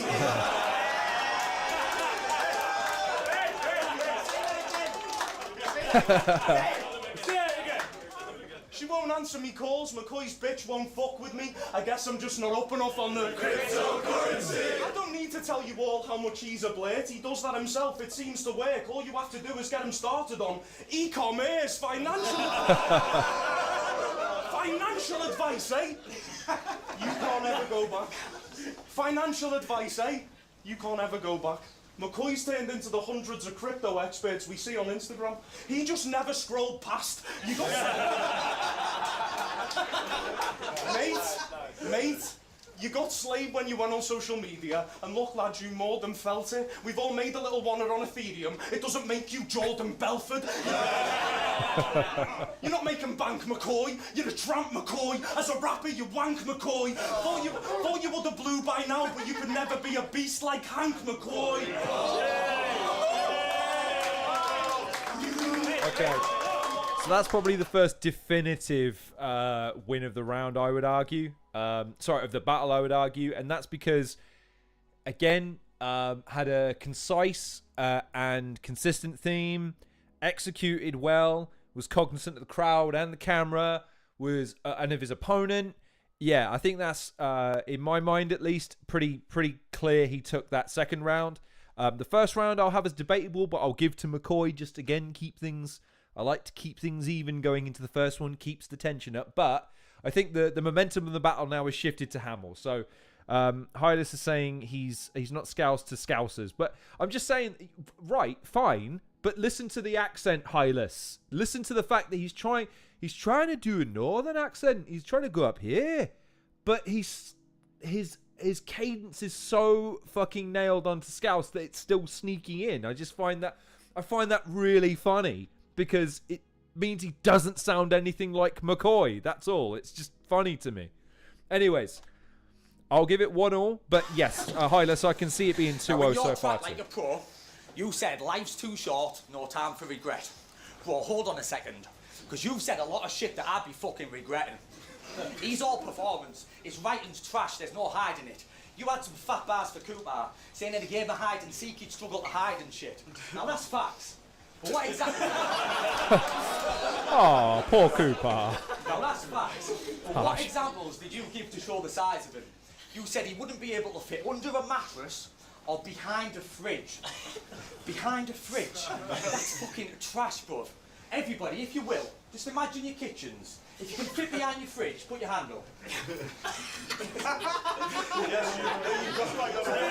So, right, before you put yourself down too much, McCoy, this is, I'm going to use this because this makes me right. Ladies and gentlemen, boys and girls, you're about to see an exhibition of a bar that worked in the moment being used against you later. In fact, he's going to do that twice in this round, in memory says, because he's right. Hamill's joke seems to be, well, a fridge is really big, he can't hide behind it because he's fat. Okay, fine. But McCoy points out, it's like, what kind of fucking psychopath are you? Do you have your fridge in the middle of a fucking room? Like, no one can hide behind a fridge, for fuck's sake. You know what I mean? And Hamill's in the chat. Hamill, I appreciate you, sir. If you have time, love to have you on at the end of this. Although I will just spoiler alert, Hamill, because I know you've only just joined us. This really does seem to be McCoy's show. We might have to cut short everybody else's stuff because McCoy has been in every segment of this live stream so far. It's really the McCoy show. So, and we weren't even going to watch this one. Originally, I was going to watch you versus Cooper. So, yeah, it's just interesting to me how McCoy seems to be kind of dominating this. If I don't have McCoy on, I feel like I'm letting the fans down a little bit. But anyways, my point is that you've got to be careful about using a concept, even if it's just for a flippant line, because it can and will be used against you in a court of battle opinion. Basically, everybody in this room, Hamill thinks that you're a fat fuck. And then he said, and I am, in fairness. He puts the profit in profitable. There it is. Profit in profit. I'm going to start ripping off his head. And when I... Profitable. Thank you, McCoy. I want my goddamn residual check. I wrote that. That's my point. I want some money for it. I'll take it in exposure. Do that, and the video drops, I'm sure it'll be a very profitable event. There's me smirking in the background as well, because I'm like, Cheers, mate. See, I'll leave this kid dismantled, beat down, kicked and mangled. There's no way which you win this battle, bitch. You don't even put the ill in Hamill. See, I can write, bro, but are you fact or fiction? Because he thinks him winning, that's a given. What a bad decision. Your brain don't work like mine. It's either delusion or an aneurysm. But you wouldn't look out of place at a convention for battered women. Now it's panic.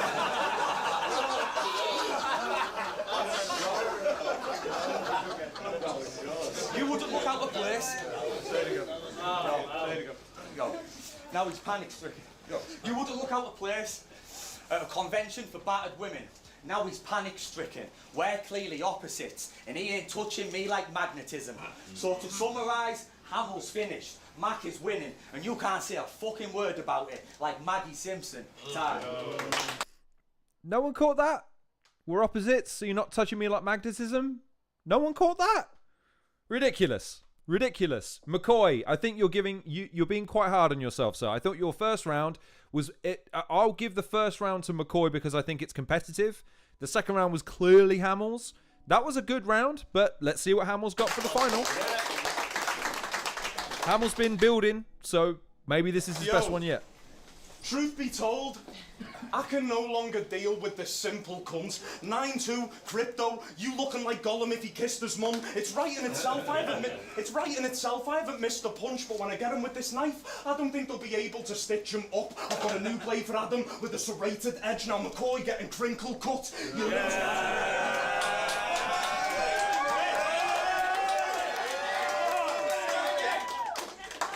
I said, I've got a new blade for Adam with a serrated edge. Now McCoy getting crinkle cut, your limbs get took. The man's been stressing. The definition of tried and failed, it's the same story now. You lack progression. You've been doing this for years. Mad depressing, lad, we still don't know what You've been doing this for years. Mad depressing, lad, we still don't know what you're even saying. Me, I'm Stephen Graham. I only need one shot to get it done like adolescents.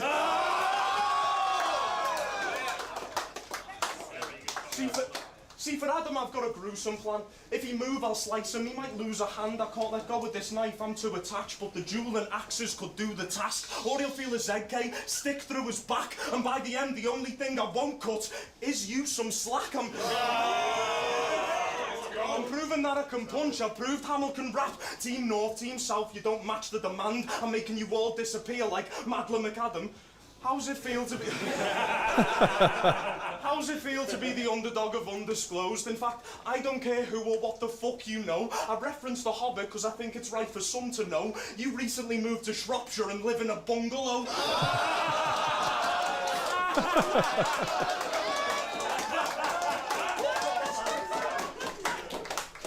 Mate, you're a victim for hire. Oh, Sam, you can't do that. You're selling your own man short. Come on now.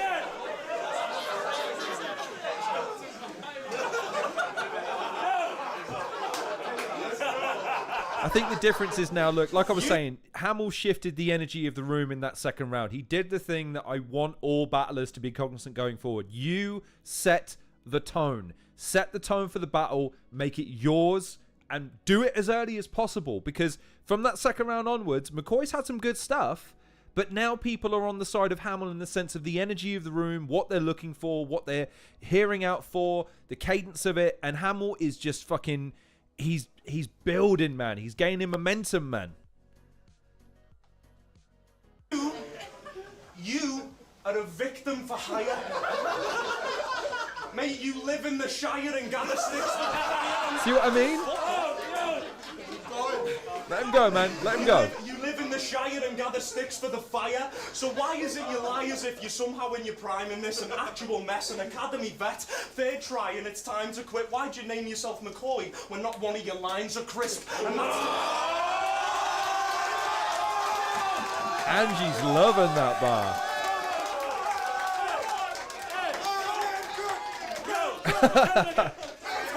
Hamill like, now they get me. An actual mess. Hold it down. No. An actual mess, an academy vet. Third try and it's time to quit. Why'd you name yourself McCoy when not one of your lines are crisp? And that's time, you prick. There you go. Yeah, he definitely took it. Yeah, Definitely took it. Definitely took it. Good battle, though. That was fun. That was good. I was there for that one. I remember it being a fun battle, too. I remember it being... I remember thinking Hamill won. I don't remember McCoy. I don't remember it being a clear-cut 3-0. If you want to give the first round to Hamill, I'll recognize that. But it's another exhibition of what Hamill does well. I think Hamill is an example of a battler that understands his comedic element, understands his writing element, does his best to amalgamate and blend the two, and has some room to grow in that respect. I think he's still got some development in terms of being technical with points as he goes. You know what I mean? Like I was saying, I use the Soul as the extreme example of this, but I remember just Soul, his battles, they just didn't ever seem to be filler. Every line contributed or sort of built to the next. You know what I mean? It wasn't just, how do I get from this to this? It's, this has to be here because this is next, which leads to this. It was very formulaic. And I think Hamill's good at being able to bounce backwards and forwards from between that more formulaic style to that more comedic style. That gives him an element of dynamicism. You know what I mean? Hylas is saying it's so both Hadastreams and Hylas are giving it as a gentleman's 3-0. He's improving, as in McCoy. Most importantly, his writing is his best strength. Everything else can be worked on way easier. I agree. This is, again, the tournament's going to be a great playground for these guys to experiment to a certain degree, but also start to use some of their more tried and tested strengths against consistent and better opponents. So, the question becomes, Hamill, do you feel like hopping on and stating your case? We've had Pagan on already today. McCoy's been a recurring theme throughout the entire show, so I feel like he's had plenty of exposure himself. It's up to you, my friend. Zoom details should be in your inboxes. I think I sent them both to your Twitter and your Instagram. So whichever works, just let me know. I'm gonna fire up Zoom quickly because it's closed for some reason. That's annoying.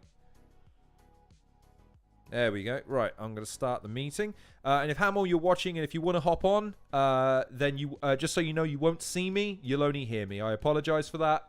The camera only works on OBS or it works on Zoom. It doesn't work on both because my laptop is a hunk of shite. So, as we wait to see if Hamill wants to decline my invite in the comment section or to DM me to say he's far too busy with 1,000 other things to do because, you know, I'm not above being big league. Can you? I still can't believe Dub T on Monday. Can you believe that, young man? I'm too big. I'm on a train. Ridiculous. He's on a train. Next time, I'm asking for proof. Next time. I'm not taking it. You know what I mean? So yes. Anyways, while we're waiting to see what Hamill wants to do, So, Hamill, in the scope of the group, I think he adds a dimension because, again, he's a guy that's got some space to grow. I think he takes time to build momentum. I think Pagan is someone that can set a pace early. I think Dynamic Mike is someone that can bring a lot of energy early but still needs to grow into a battle in terms of how the crowd thinks and feels, if that makes sense. So, it'll be interesting to see how Hamill goes. In fact, I'm hearing something in my ear right now. I'm sure you're hearing it too. And we're seeing a switch. It says Lorne Risley is talking, which means that one and only thing, that Hamill, ladies and gentlemen, joins us on the Halcyon Show. Hamill, sir, how are you? Yes, lad, I'm good. How are you? I'm very well. Right, enough pleasantries, enough small talk. We're here for one reason only. We're here to talk about you. Right, question. I keep banging on about that. This is your chance. Again, Battlers of the World. This is your chance to come on the show and say, Lorne, fuck you and all your stupid ass opinions. I'm here to take it to you, sir. Fuck you, Lorne. Profitable. Yeah. Go on. Tell me how I've ruined your life by just pointing out something meaningless and menial. Go ahead. Tell me about it. I've never seen a man get so emotional over a dessert in this respect. You know, honestly, it's fantastic, really. But no, I done the 2-on-2 for me first one, and then going into Jim Bob, I don't know, you get pulled in different directions. This is one thing I have learned so far doing this. You get pulled in different directions. And I think sometimes people want you to be more joke heavy when maybe you don't need to be, or they want you to be more bar heavy when I think you could have jokes in there. So for me, I was trying to find the balance. It's funny because moments before it, that bar, I had freestyled the "You look like every drug dealer at Creamfields" line. I think it was that just came to me on the spot, and then going into that one, it was kind of like I need a joke in there almost. I feel like to double down on the taking the piss out of him type of approach. So yeah, I would say profitable, lad. I wouldn't say profitable. However, for the sake of the joke, the rhyme, and my first battle, I thought, fuck it, I'm gonna say whatever I want to say. Do you know what? I jest because it's a dumb thing to point out, but the reason I do it is because battle rap can be that way sometimes. A tiny little insignificant thing that seems completely innocuous somehow. Wait, what? That's what's biting me in the ass? What the fuck, man? I thought it was clever. But exactly, I seen you speak about it before, where like you were saying like I have to be careful about like in the moment a bar working for me, but then someone else being able to use that against me later on down the line, which I agree with, but at the same time, it's battle rap. Everyone's got that problem. So it's like the same way, for example, McCoy going into that battle with me. I think that's probably McCoy's best battle so far, by the way. He was brilliant the whole battle. I think energy, intensity, I think he wanted it, and I could feel that, it just made it a better battle on the day and in the room, and I think even on the watch back. But yeah, I think him going into that battle, he's looking at things I've said, and he's thinking, yeah, I can use this against him. But I had the exact same thing, going into the battle with I just didn't take that approach, but like I definitely thought about it. I would say I wrote a fair bit of material to use it that way. But again, it's like Pagan said things that could be spun round on himself. I've said things, McCoy has, all the top tier battlers, like you see it happen every battle, and it's a safe approach, right? Like if you can flip what someone said to make it seem stupid or something that you can take the piss out of, then why would you not do it, right? Like I'm all for it. I think McCoy done it well in that battle. But yeah, it's a problem that every battler's got, really. Therefore, I suppose I don't see it as a problem. I welcome it. It's fine. Well, I'm sure you and many people in the comments section are probably screaming at their monitors now. It's like, Lorne, you're surely not one to take something completely and blow it out of proportion. No, not me. I'm known as being the calm, respectable voice of UK battle rap. But it's not about me. It's about you. You're in the Where Winning Matters tournament. You are featuring prominently in it.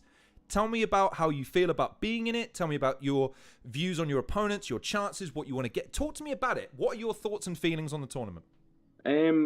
Yeah, firstly, with the academy, it's weird, right? Because they're blending it into one. I'm viewing it as anarchy, but I'll be honest, I'm still very, very, very much focused at the task at hand within the academy.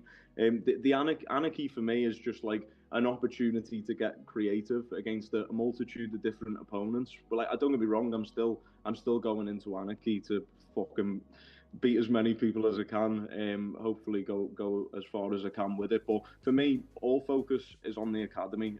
Obviously, I've just had the battle with Kick, which went well. Funny battle.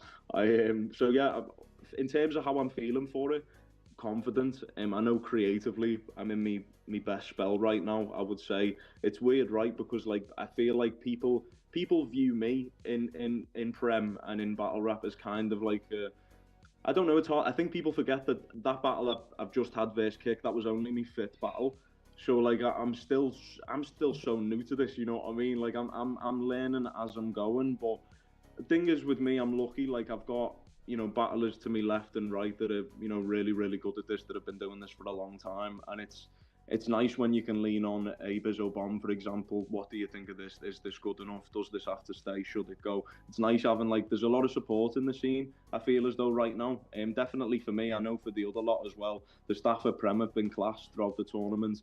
I've been getting help here, there, and wherever I needed it. So, but yeah, I feel confident for the tournaments. The stuff I'm writing right now, obviously I write a lot, I then condense a lot, which is a pain in the arse. But I prefer it that way. It just means I can be more creative and really kind of stretch the idea span, if you will, and just kind of put it together from there. But I feel good about it, man. I'm looking forward to it.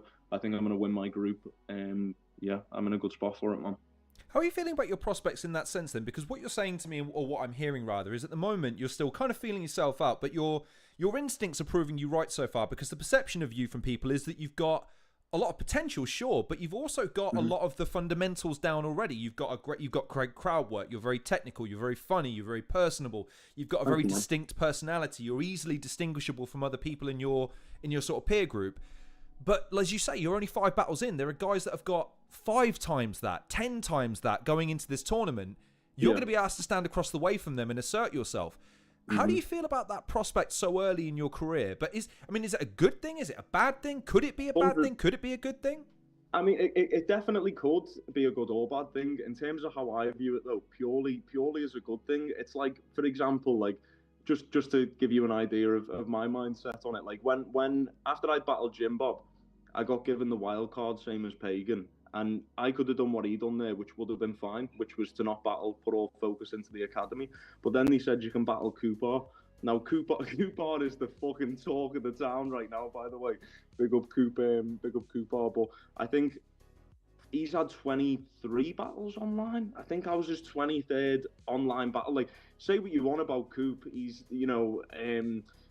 he's got strange approaches, for lack of a better word there, I would say. He's got strange approaches, but he's had a lot of battles. And in comparison to me, I'd only had, that would have been my 3rd battle ever. So that's 20 more battles than me going into it. But most people would have gone, fuck that, mate. Like, you don't need it. Just focus on the academy. With me, though, I thought, well, you know, for example, I tried the jokes and stuff like that, but like I hadn't really, you know, started, because I always thought be more direct, be more bar heavy, focus on your angles and your punches. That was always my thought process on it. But this is the thing about battling Coop, you learn so much more. Like, again, say what you want about Coop, he's fucking brilliant at working a room. As we seen on the day, he was great on the day at doing that. And although like I had good moments in the material, I did like me material, that battle for me was very much like I was looking to enjoy it. I was looking to learn from it more than anything, and I definitely did. Cooper said to me, you know, some of the one-liners, some of the way you've set some of the jokes up, like, fucking brilliant. Like, so yeah, I am. At that point, I could have just thought, you know, focus on the academy, but I'd always rather try and challenge myself where possible.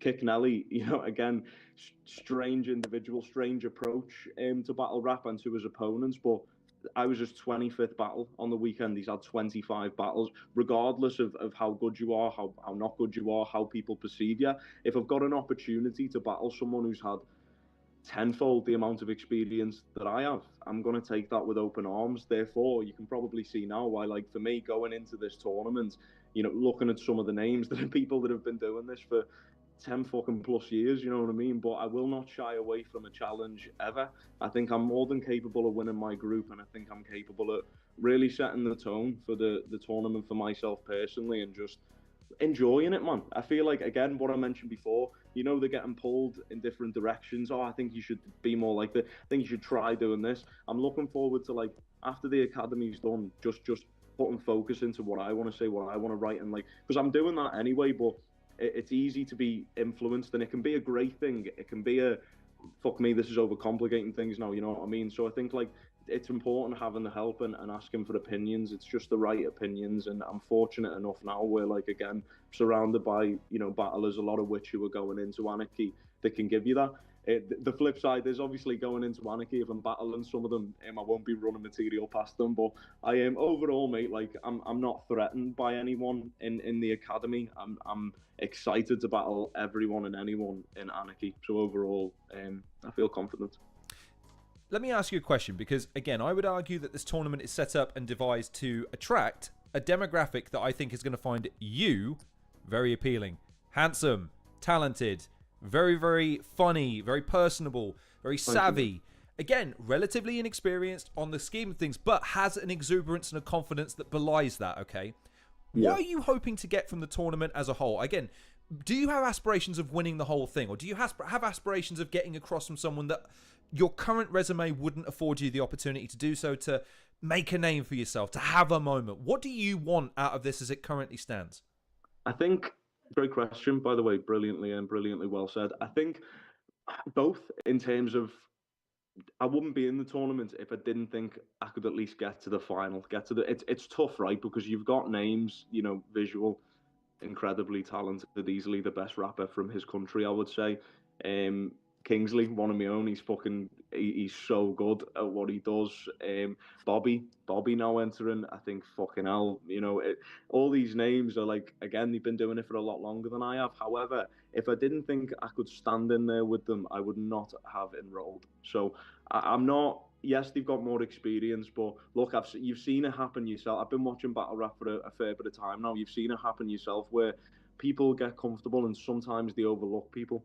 And I'm not saying any of the top tiers or big names in this group will do that. I just think because I am so early on and I am still kind of finding out what works for me, getting more of a grasp on it now, definitely more of a handle on it now, but because I'm still kind of in that learning as you go, learning on the job phase, I think, will it be difficult? Of course, but I'm so up for the challenge. And as you said, even if I didn't get the win on the Anarchy tournament, I feel very confident for the Academy. And I think, again, it's that opportunity to battle other people that right now I probably wouldn't be able to. So, you know, for me, the mission is the same. I'm looking to get more wins under my belt, more experience, express myself more. I feel like, you know, again, in one or two battles I might have been, or one or two rounds of a battle I might have been more one-dimensional, whereas I could have varied more. And this is, again, you know, battling people like Cooper, it's easier to understand where you can place things within your round and be a little bit more strategic with it. So not only does it flow better start to finish, but you also understand where you maybe might lose the crowd if you go on for too long, and where maybe a short little 2-bar punchliner or a joke, something to get them back on side, can be incredibly powerful in the room. So yeah, like I'm fortunate in the sense of that, like, I've been rapping for a long time. So like in terms of the fundamentals of rap, I've had that down for a while, but look, there's always areas you can improve on. So I'm not a finished article as a rapper, I would say. But I can rap and I can do so at a decent standard. I think it's more like, honestly, the way I've been as a person my whole life, I think professionally in terms of what I do for work, the way I am, I think the being able to talk to people, being able to project well, having that level of confidence in the room, I think it's so key, and it's just something I've always had. You know, like, for example, McCoy. I think McCoy, when he battled me, that really came out of him. I feel like that was the first, because I'd seen all McCoy's battles going into that, and he's been watching it for, I think he had a bar in our battle where he was like, I've been watching battle rap longer than you've been alive. I don't know if it's true, but like he's been doing it for a long time. However, the fundamentals, the projection, the presence on stage, everything you've just mentioned there, I hadn't seen that from him. He's got a great pen. His creatively, it's there. His pen structure, it's all there. I just hadn't seen the, like, you know, really kind of fighting for it, the performance on stage. I feel like there's different aspects of this that makes a good battle rapper. I feel it's not, you can have a brilliant pen, but if it's not delivered in the right way, you know yourself, it kind of takes the heat out of everything you've just thrown at your opponent, and vice versa. If you project them well, but you're saying a whole lot of fuck all, it's tough to follow. So I think that was something McCoy done brilliantly in our battle, and it's something I've tried to do from the start. It's difficult when your first battles are 2-on-2, because you do it and you get it done and you enjoy it, right? But it is more complicated than obviously a solo battle. Therefore, when you're then going into the solo, you've got so many different expectations and thought processes. And I think, like, for me, it was just important to stay focused and make sure that at the very least I was rapping well, so it was coherent, people could understand it.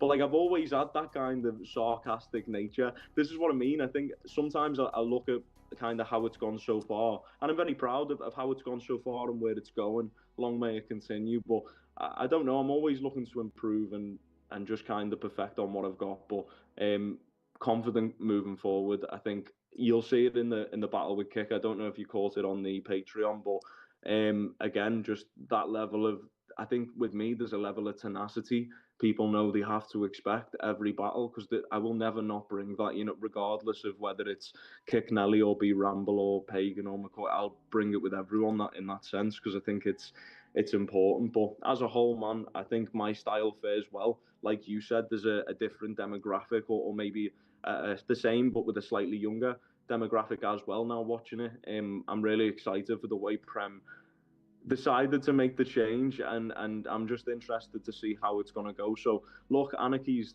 there, and I'm going to fight all the way, but my main focus is still the Academy. As soon as that's done, I'm going to maintain the same level of desire, effort at all times throughout Anarchy. So yeah. 2 more quick questions for you, because I know that you have infinitely more better things to do than sit here waffling to an old man on the internet. Why else? How else would I want to spend my Thursday? Because you're young, cool, and hip. You must go to many what the devil do young people do these days? You go to rave? Do you still rave? Do you go outside and do the hibbity-jibbity with other young people? Is that what you do? Like brother, I'm like a granddad, me. I just write music and, you know, exercise. That's it, man. I take it easy. I don't drink or nothing anymore. Not really, anyway. I'm a weed smoker, man. I relax, write music, and make sure I get everything I need to be done. So I got you. Well, look, okay. So I have a serious question to ask you in the sense of, because again, Pagan hasn't been able to help himself. Okay, he's been in the chat all fucking long. Okay, and he's not been shy about saying he's going to win and he's going to do this. And sure as the sun shines tomorrow, Pagan saying he's going to win the group. I'm going to have to break this poor young fella's heart. Sad face emoji. To the people in your group who are saying win, not past me or not, to the fans that have been, maybe they're not quite sold on you yet. They've seen you, they like you. Yeah, he's got some upside, but man, what's he going to do against the big names, the top tiers? What are we going to say to them? What's your answer to people that question your ability or question your drive or question your will to get over the line? What are you saying to them right now? Well, it's one of them. Nothing. I don't give a shit. You know, it's one of them. Like Pagan. If Pagan was sat there saying, "Oh, you know, it's over for me," and he meant it, like he didn't think he was gonna win, why would he do that? He's got to believe he's going to. He won't, but he's got to believe that he will, and I expect them to be, and I want him to be at the end of the day, because if I had the choice of battling Pagan and it being a great back and forth and me taking the win, or battling Pagan and he chokes his shit or just comes life for it or doesn't give the performance he knows he could have or is capable of giving, I would definitely rather pick the back and forth where it's closer and he's fighting for it, and he's gonna have to. He's gonna have to. Look, do I respect him? Of course. Is he creative? Yes, but like everyone's got flaws in this, and he's got plenty. So it's just, you know, I welcome that mindset from him. Again, I would be pretty fucking worried if he didn't think he could win it. So I'm glad that he's confident in himself. But I mean, look, against the other names, top tiers, again, you've got people who've been battling for a long time. They're not going to differ in that respect, in the sense that they're going to have the same level, and more so because Pagan's not one of them yet. I'm not one of them. You know, he's not had loads and loads of battles, so it's like, yeah, you know, I expect him to think he's going to win. I expect the bigger battlers to think they're going to win, but I also think I'm going to win. And the difference is, I think I'm working a lot harder behind the scenes than a lot of these people are. But you know, it's all going to come down to on the day. But look, it's interesting, right? You look at mine and Pagan's journeys within battle rap. I feel as though I've done more than him in less time. I feel as though I've battled more difficult opponents in less time. I think he's had the opportunity to and hasn't. I don't know why as well, because I think he's talented. I think he could do well against these types of people, but I'm not seeing it. It's only really recently, and even then, you know, he battled TKE, which I think, you know, TKE was decent that battle as well, actually, but I think Pagan took that. He battled Bentner, and you know, Bentner was okay. He was okay though, and I think his first round was very, very short. Bentner, I mean, and yeah, Pagan's material was good, but again, there's, you know, that level of overconfidence, and it's like there's an element of recognizing where you're at and looking to improve and develop, which I know he is. But if you look at our journeys, even in just the academy tournament, who has he battled, mate? He's literally just getting fucking green lighted right the way through. So he battled Bentner after obviously not having to do the qualifiers because he got the wild card. So he then battled Bentner, done well against Bentner, and then has not battled it, and now he's battling Dynamic Mike, who, God bless, I respect Dynamic Mike, and I think he's got lots of potential, but that's going to be nasty to watch. That, you know, it's like if I'm battling Dynamic Mike, the poor lad, you know what I mean? And I'm not even one of the top tiers at this, but he's so brand new, and it's like he's got a lot to learn. Like I do, he's got a lot to learn, and I think it's one of them. Look, Pagan is allowed to be confident. I hope he is. I want him to be. But I think if you look at how I've gone about the past maybe 8 months and how he has, it's different, right? Like he's not really battled anyone. He's now going to destroy Dynamic Mike, and he's going to be in the final versus myself after I beat Rambles. And I feel like he's going to think, I don't know, maybe it's his own head or whatever, but I think he's going to feel like he's really battled to get there. I'm not saying he doesn't deserve it, he does, but you've not really had to do that much to get there. Whereas if you look at me, You know, I battled Jim Bob Gnarly, who's Jim Bob, you know, whatever. But then Coop, who was probably the best Coop I've ever seen, personally, I would say. And again, much more experienced battler. I battled McCoy, who was easily the best version of himself that day. I beat McCoy. I've just beat Kicknelly quite convincingly, who had a brilliant second round for me. And, you know, it got dicey and stuff. But again, I think I've really earned it, and I will continue to do so. I think Pagan, maybe not for his own choices or his own actions. Maybe a lot of it has been out of his control, but he talks a big game, which again I welcome for someone who's not really had to do anything to be in the position he's in. But look, I welcome it all. The respect is there. Am I going to kill him? That's the plan. It always is. So I've never been more excited for a battle, I think, so far than for that one. Just because I think a lot of people, I don't know, a lot of people are early to call it, man. And I've already heard it potentially going both ways, but I think that's a battle people should be excited about. It's a good matchup stylistically, I think. And yeah, I'm excited for it. But look, I'm not overlooking anyone. B Rambles is the only name I care about right now, and that's going to go how I believe that will go. But I've got one eye on him, of course, and I have done for a while. I've got plenty of material. So overall, I'm in a good spot. I welcome Pagan having his own viewpoints and being confident in himself. Again, be pretty fucking weird if he wasn't or didn't believe in himself. But you know, it's not going to be a walk in the park for him at all. He's going to have to really give it his best, which I'm confident he will, by the way. So yeah. You can only be great if you've got a great dance partner, but that's for damn sure. And I hope that everyone is on their A game for sure. The question I have for you to sign off, and I'm going to resist. I'll tell everyone something once I've said adieu to you, because I feel like it. Yeah, do you know what? On balance, I'm gonna hold that, because I think you'll thank me for it afterwards. Even though I think you'd relish the opportunity to maybe, because Pagan's in the chat right now. I thought I'd better let you know. When you fly through on the less battles with the weight of your names, like, he's not letting this go, and I like the energy, but I want to keep this civil for now, lads. This isn't face-off. This is everybody stating their case. Nah, he's welcome to say what he wants to say. I can't see any of the comments, lads. Sorry. Okay, in which case, I will say something extremely dangerous right now. Ladies and gentlemen, boys and girls, I'm about to say something that I think I'm going to regret saying. Pagan, I sent you all the same meeting details. I'll leave that information with you to decide what you want to do with. We've got the Zoom call open. That's all I'll say for now. The final question I have for you, and then may God have mercy on my soul, what happens with what I've just said. The question I have for you is, obviously this tournament is designed to let you showcase yourself in a new way, with more of a spotlight, with more polish, with more emphasis on character, on narrative, of trying to give people more of a jump-off point to get into battle rap, specifically within Premier Battles, and specifically with guys like yourselves. What are you looking forward to showcasing about yourself that you haven't had the opportunity to do so based on the current incarnation of Prem, which is, look, we do the live event, we do the battle, we maybe do some shorts, but that's about it. They're talking about doing an all-encompassing kind of situation where they might do BTS, they might do shorts, they might do interviews. They're going to treat this as a professional, almost like a television production, right? Which means that they're going to look at you in a different way. What are you looking forward to showing off about yourself that currently you haven't, that something that you know is in you, something that you know people are going to fucking adore, you just haven't had that opportunity yet? What are you looking forward to doing? I really like that question. Firstly, I'm just excited for the idea of it being like a production set.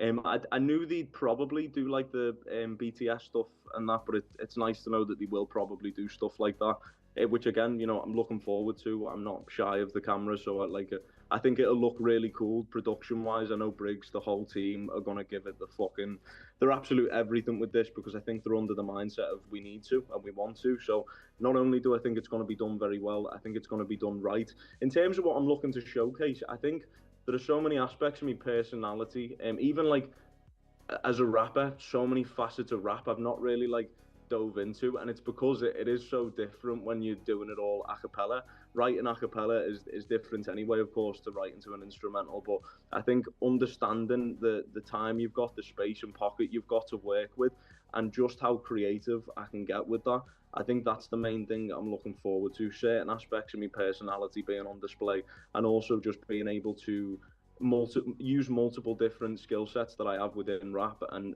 use them to my advantage, both in the room and for the watch back. Obviously, the format's going to change, so I'm also thinking about, you know, making it a good battle in terms of delivering for the watch back as well. So I'm excited to show me personality. I'm excited to. I don't feel like I've got anywhere near to showing me full capabilities as a rapper, just because I'm so early on. You know what I mean? I've only had 5 battles. It's not loads to be able to do, but I think I've been creative in the time I've had. I just think I've not even really scratched the surface, and this is why I'm excited about the up-and-coming battles, the tournaments in general. I think that's the main thing I'm looking forward to.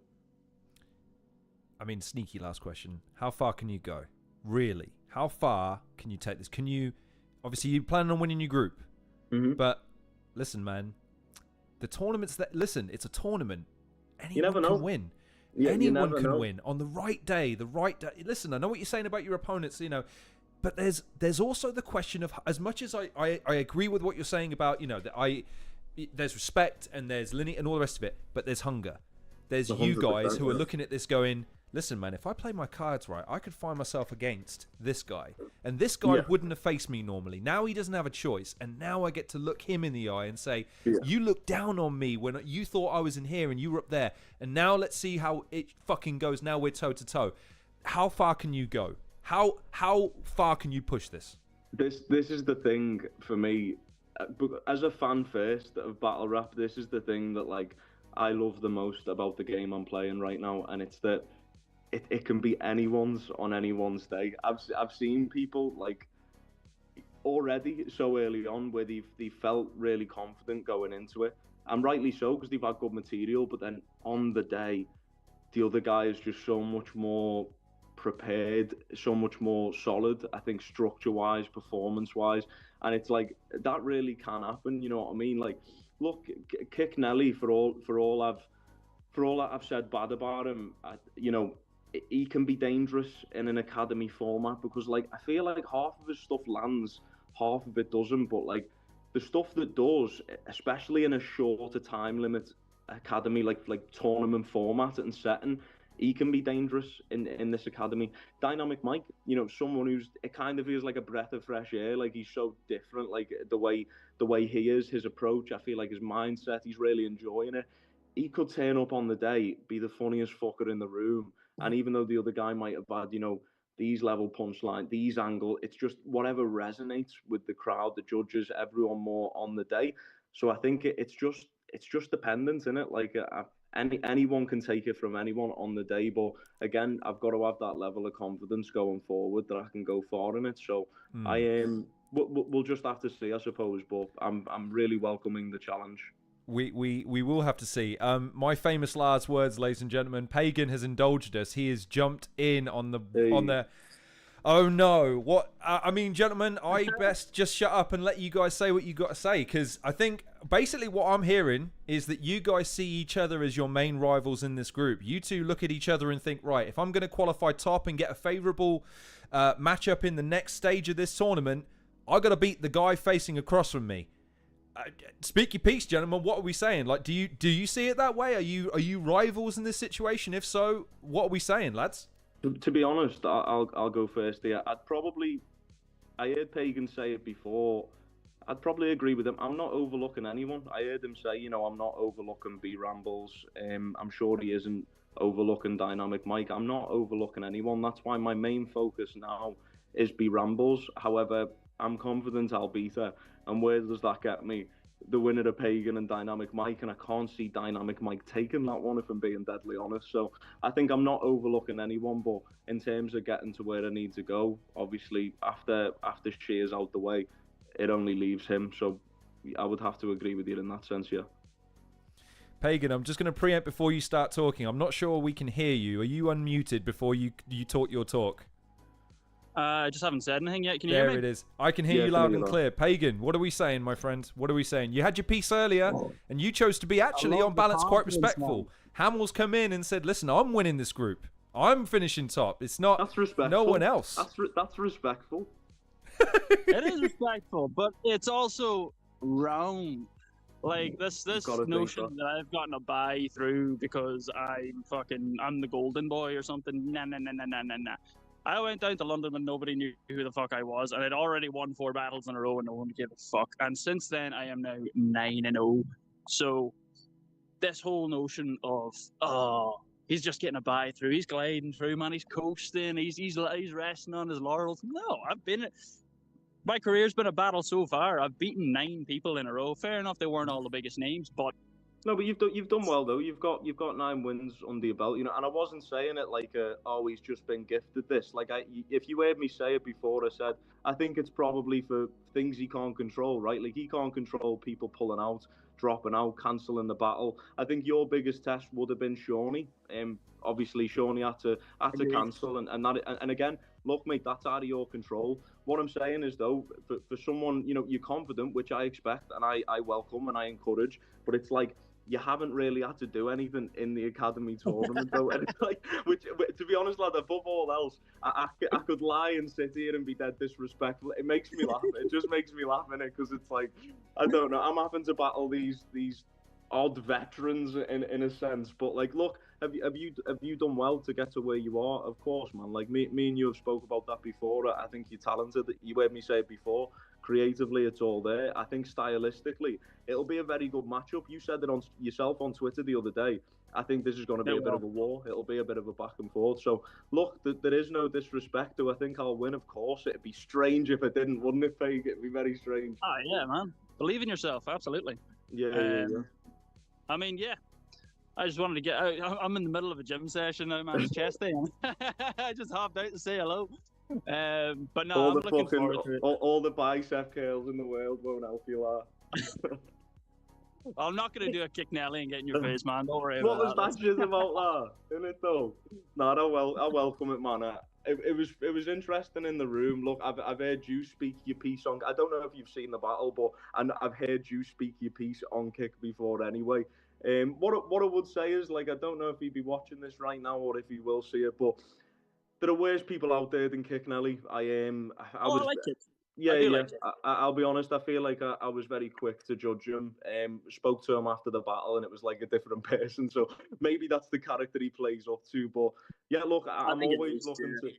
Yeah, I'm always looking to keep it respectful, man. But if it goes there, it goes there. So don't get any ideas, son. Nah, man. If I want to do that, I'll give the Ultimate Writer a go, man. I'll throw hands with Raz Ren, but that's another conversation for another time. Are you going to be watching that fight, Shawnee and Raz? Are you going to try and get over for it?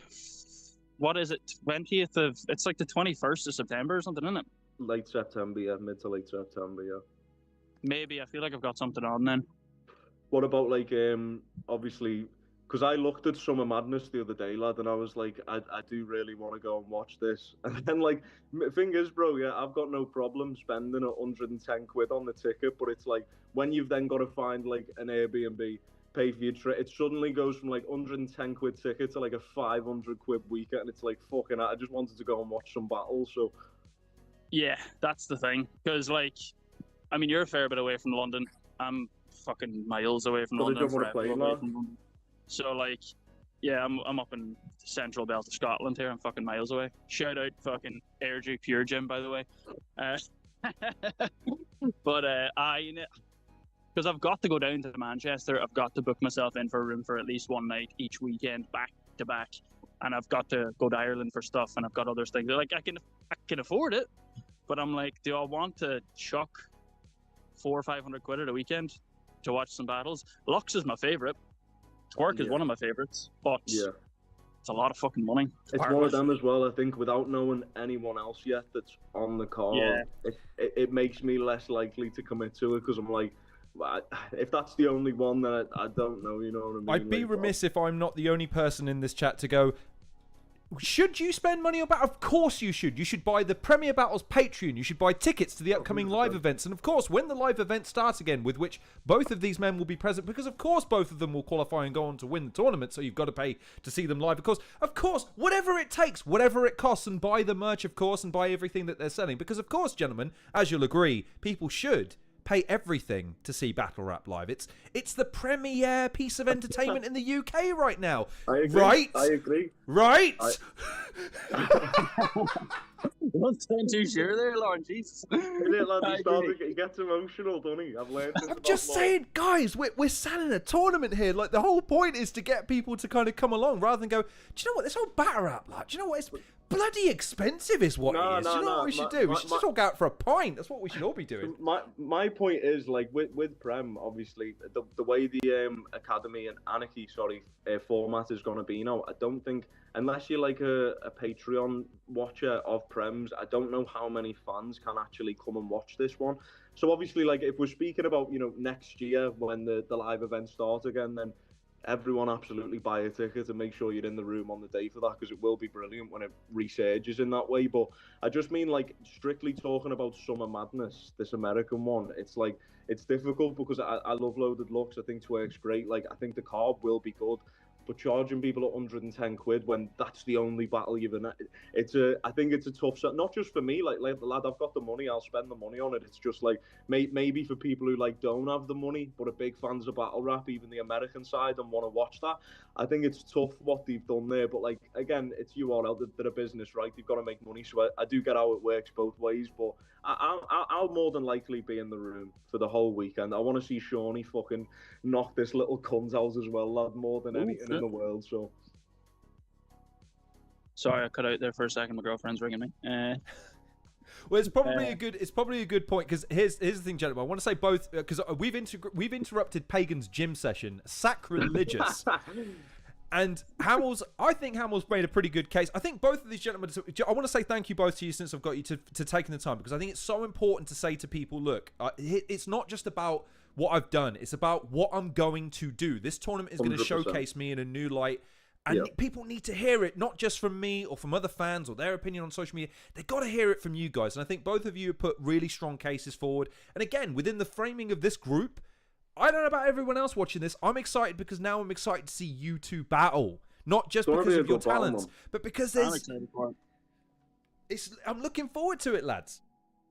I am as well. I think it will be a good battle. Stylistically, I think in the room on the day, I'm excited to hear his material. I don't know how he's going to feel about mine, but that's battle rap, innit? And I have to stone face it. That's the only thing. I have to pretend I don't like it. I know, lad, but I think you will. Even some of it, you will like it. You'll be like fair play on that one. I don't know. Likewise as well. And I'm sure you've got little one-liners in there, angles in there that I'm gonna be, secretly on the inside, thumbs up, and you know what I mean. So it's like, lad, I'm not a fake individual. I don't mind Pagan, you know what I mean? I think Pagan's a good guy. I think, I could come up here and lie and try and sell the bet. Doesn't need that. People know what they get with him, and they know what they get with me, and I think that's enough. I think it will be a great battle on the day. One of the best battles on the day. If you're looking at the lineup of battlers who are there's going to be some brilliant battles, but the type of narrative it's got, the end point of where it will be, I think both of us, but like, I don't want Pagan to think I was just shitting on him before, like saying he hasn't worked hard. He's worked hard, like, and I think, just like it's promo, man. Don't mind that. Exactly. It's a lot of that hard work as well, lad. I'm sure was put in prior Academy, maybe, you know what I mean. So it's like just again, we've both been on our own journeys. I think it's just gonna be good reaching that kind of like end point of. It was always gonna be me versus him. I felt from that. I said it to McCoy. I said a few weeks ago, I feel as though you could always see it was going to go that way. And look, I was never overlooking anyone. There were talented people in the group, people who've had many more battles than me. But I think if you're judging it off of who's coming prepared, who's not fucking up, who's not stumbling, who's coming with prepared, structured rounds and delivering it with that notion of tenacity, I think it's only me and him that have really done that every single time. Tough, right? Because Pagan's had a few people just fucking kick the bucket when he's about to battle them, so it's like, or just pull out entirely, so it's like, which is fair enough, you know what I mean? Life circumstances do get in the way, but yeah, it's going to be nice for me. And for him, I'm sure, in the whole room, just reaching that close. And look, may the best one man win. It'll be a brilliant battle, I'm sure. Absolutely. To be fair, I did try to take 2 battles prior to this tournament starting, Because of me only doing one battle in 6 months, I was kind of hungry, and I was like, I need to get back in the fucking pit more often. Then I took one, fell through. I took another one, and everyone was shit. Can you say who it was took it. again? You don't have to, but can you say who it was gonna be, or? Nothing was concrete. There were a few names floating about, but Okay. they just kind of fell through. I imagine for your own sake though, like, because I know if I was you and I'd only done one in 6 months, I'd be a bit like, fuck me, I want to keep the pen sharp here, you know what I mean? I imagine there was an element of trying to get something in just to keep you ticking over, because like I wasn't viewing Coop as like a fill in the gap kind of battle, but it was good to just be able to write for someone in the interim, if you get me. Yeah, definitely. I've been writing fucking verses to beats, but it's not the same. It's not the same. No, You can't get that angst out. Yeah, in some way, shape, or form. I see Cooper's been releasing little verses here and there. They're not bad actually. But Cooper can rap on beat, Matt. He's been the talk of the town at the minute, hasn't he, lad? Yeah, it's fair play to him, man. I respect it. Fucking love Coop, mate. He's brilliant. But yeah, overall, man, how are you feeling for Mike? I'm looking forward to it. I like Mike. He's a nice guy. And I was pleasantly surprised when he beat Hood's Finest. Likewise. Yeah, I was glad to see, because I think he took the right angle against Hoods. Even we were saying that when we were watching him, like him kind of no selling, him getting shoulder bars and shit like that was clever, and he played into his character very well, and it completely kind of muted Hood's Finest. So yeah, I'm looking forward to it. Again, I was saying earlier, for Mike, B Ramble, then you, I have to approach all of those battles completely differently. I can't just go in and fucking for fucking 3 rounds back to back against all of you. It's not going to work. No. So I have to be crafty, and that's what's exciting me about this tournament is the different personalities, the different styles, it's going to force people to be kind of versatile. It's going to force people. I said earlier, if you go in and you just try to punch back to back the whole way through the tournament, someone's going to chew you up because they're going to fucking see that coming. Yeah. I agree. I think, like, if you look at, like, I was obviously just battle Kick, but going into the next one, it's be Rambles. They couldn't be more worlds apart, in my opinion, in terms of, like, their approaches, the strengths, the weaknesses. So, like, it just proves your point further, right? You do have to be versatile. I can't take the approach I took, nor do I intend to, but you can't take that approach that you had for Kick Nelly to AB Rambles.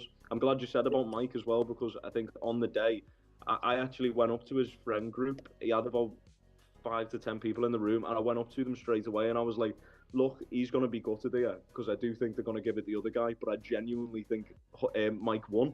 And I was like, just don't let his head drop, because I think he done more than enough to beat him there, and I think he did win. So when he got the decision, I was fucking buzzing, because I think Hoods took the wrong approach as a whole. I've said this to Quicksilver, but I see Dynamic Mike. I see a lot of Quicksilver, like an early Quicksilver in a Dynamic Mike, and if you look at Quick now, you know Quick's great. So I think I think Mike's got potential. I'm interested to see how that battle goes. I think it's gonna be quite nasty on the little guy, like, but you know what I mean? It'll be like me battling him. I just think it's like, I'd be excited for that one myself. But overall, man, I think it'll be a good matchup, yourself and him. I think me and B Rambles will be a good matchup, and then all comes down to me and you, man. I feel like I've got to interject here, gentlemen, because the comment section, I don't think you've got to let this slide. There's calls. Are we seeing a 2-on-2 union forming? Are we going to see Hagen or Hamill appearing soon? Gentlemen, this is entirely too cordial. We got to see some hooks flying, gentlemen. You're in a tournament. This isn't divide and conquer between the two of you. You are competitors, combatants to the death. Say something mean. You said Hagen. I wasn't too sold. Hamill though, it's got half a ring to it. That Hamill versus Pamphlet. And handicap match, I'll do that. Exactly. Look, who knows? I mean, right now he's the enemy on 40. He has to be, right. Like, that's the mindset you've got to be in, unfortunately. But the thing is, for me, would I do that? Of course. I think the issue is, and this pains me more than a lot of things in battle rap. There's hardly any 2-on-2, and they just don't happen enough. I don't think, like, there's such good things within battle rap, especially UK battle rap. Like if I'm putting a battle on to kind of just, even if it's one I've seen before, more often than not, probably watching something of Shufflo, because the way they are, the way they were, like I think 2-on-2s are so good for this scene, and I hope. Can I ask a question then to both of you? Because this is what I want to see explored in this tournament if possible, because you two both have your opportunities to stamp your authority on the tournament, and that includes, what do you want to see? Like, you guys are participants in battle rap, and you guys must be constantly going, man, I want to see more of this, or I want to do more of this, but you're constantly being told, well, that's nice, but that's not how we do things, or that's nice, but that's just not how things are done. And yet you are looking at it like, why not? Let's just give it a try. Like, there must be things that you two can do in the scope of, I've got an opportunity, the spotlight's on me, I'm going to get the opportunity to just go, man. You know what I mean? Like, what? Surely that's an aspect to this tournament that could be explored for both of you, because both of you have got high hopes, big expectations, but still plenty of room to move, because neither one of you is hemmed in yet as, oh, Hamill's this guy, Pagan's this guy. It's the thing he does. If he does something different, it's weird. You've still got scope to grow into your personalities. Yeah, I think this is why, like, sorry, Pagan, I'll jump in. I think this is why it's interesting, right? Like, when you're A, early on, but B, more importantly, in an academy setting, or in a tournament setting, I should say, because yes, Lorne, you're quite right. We're both talented, both creative, both have shown good aspects of what we can do. Both have yet to show what we can do as well, in a sense. But the difficulty comes, right? Like, you've got the time and space to get creative and try things, but do you want to do that in a tournament setting? I don't think you get anywhere by not taking risks. And like Pagan said before, you can't battle different people and have the same, approach for each one. So you've got to get creative anyway. But in terms of like taking big risks, hoping for payoffs, it's something I'd absolutely do and would be open to doing. Right.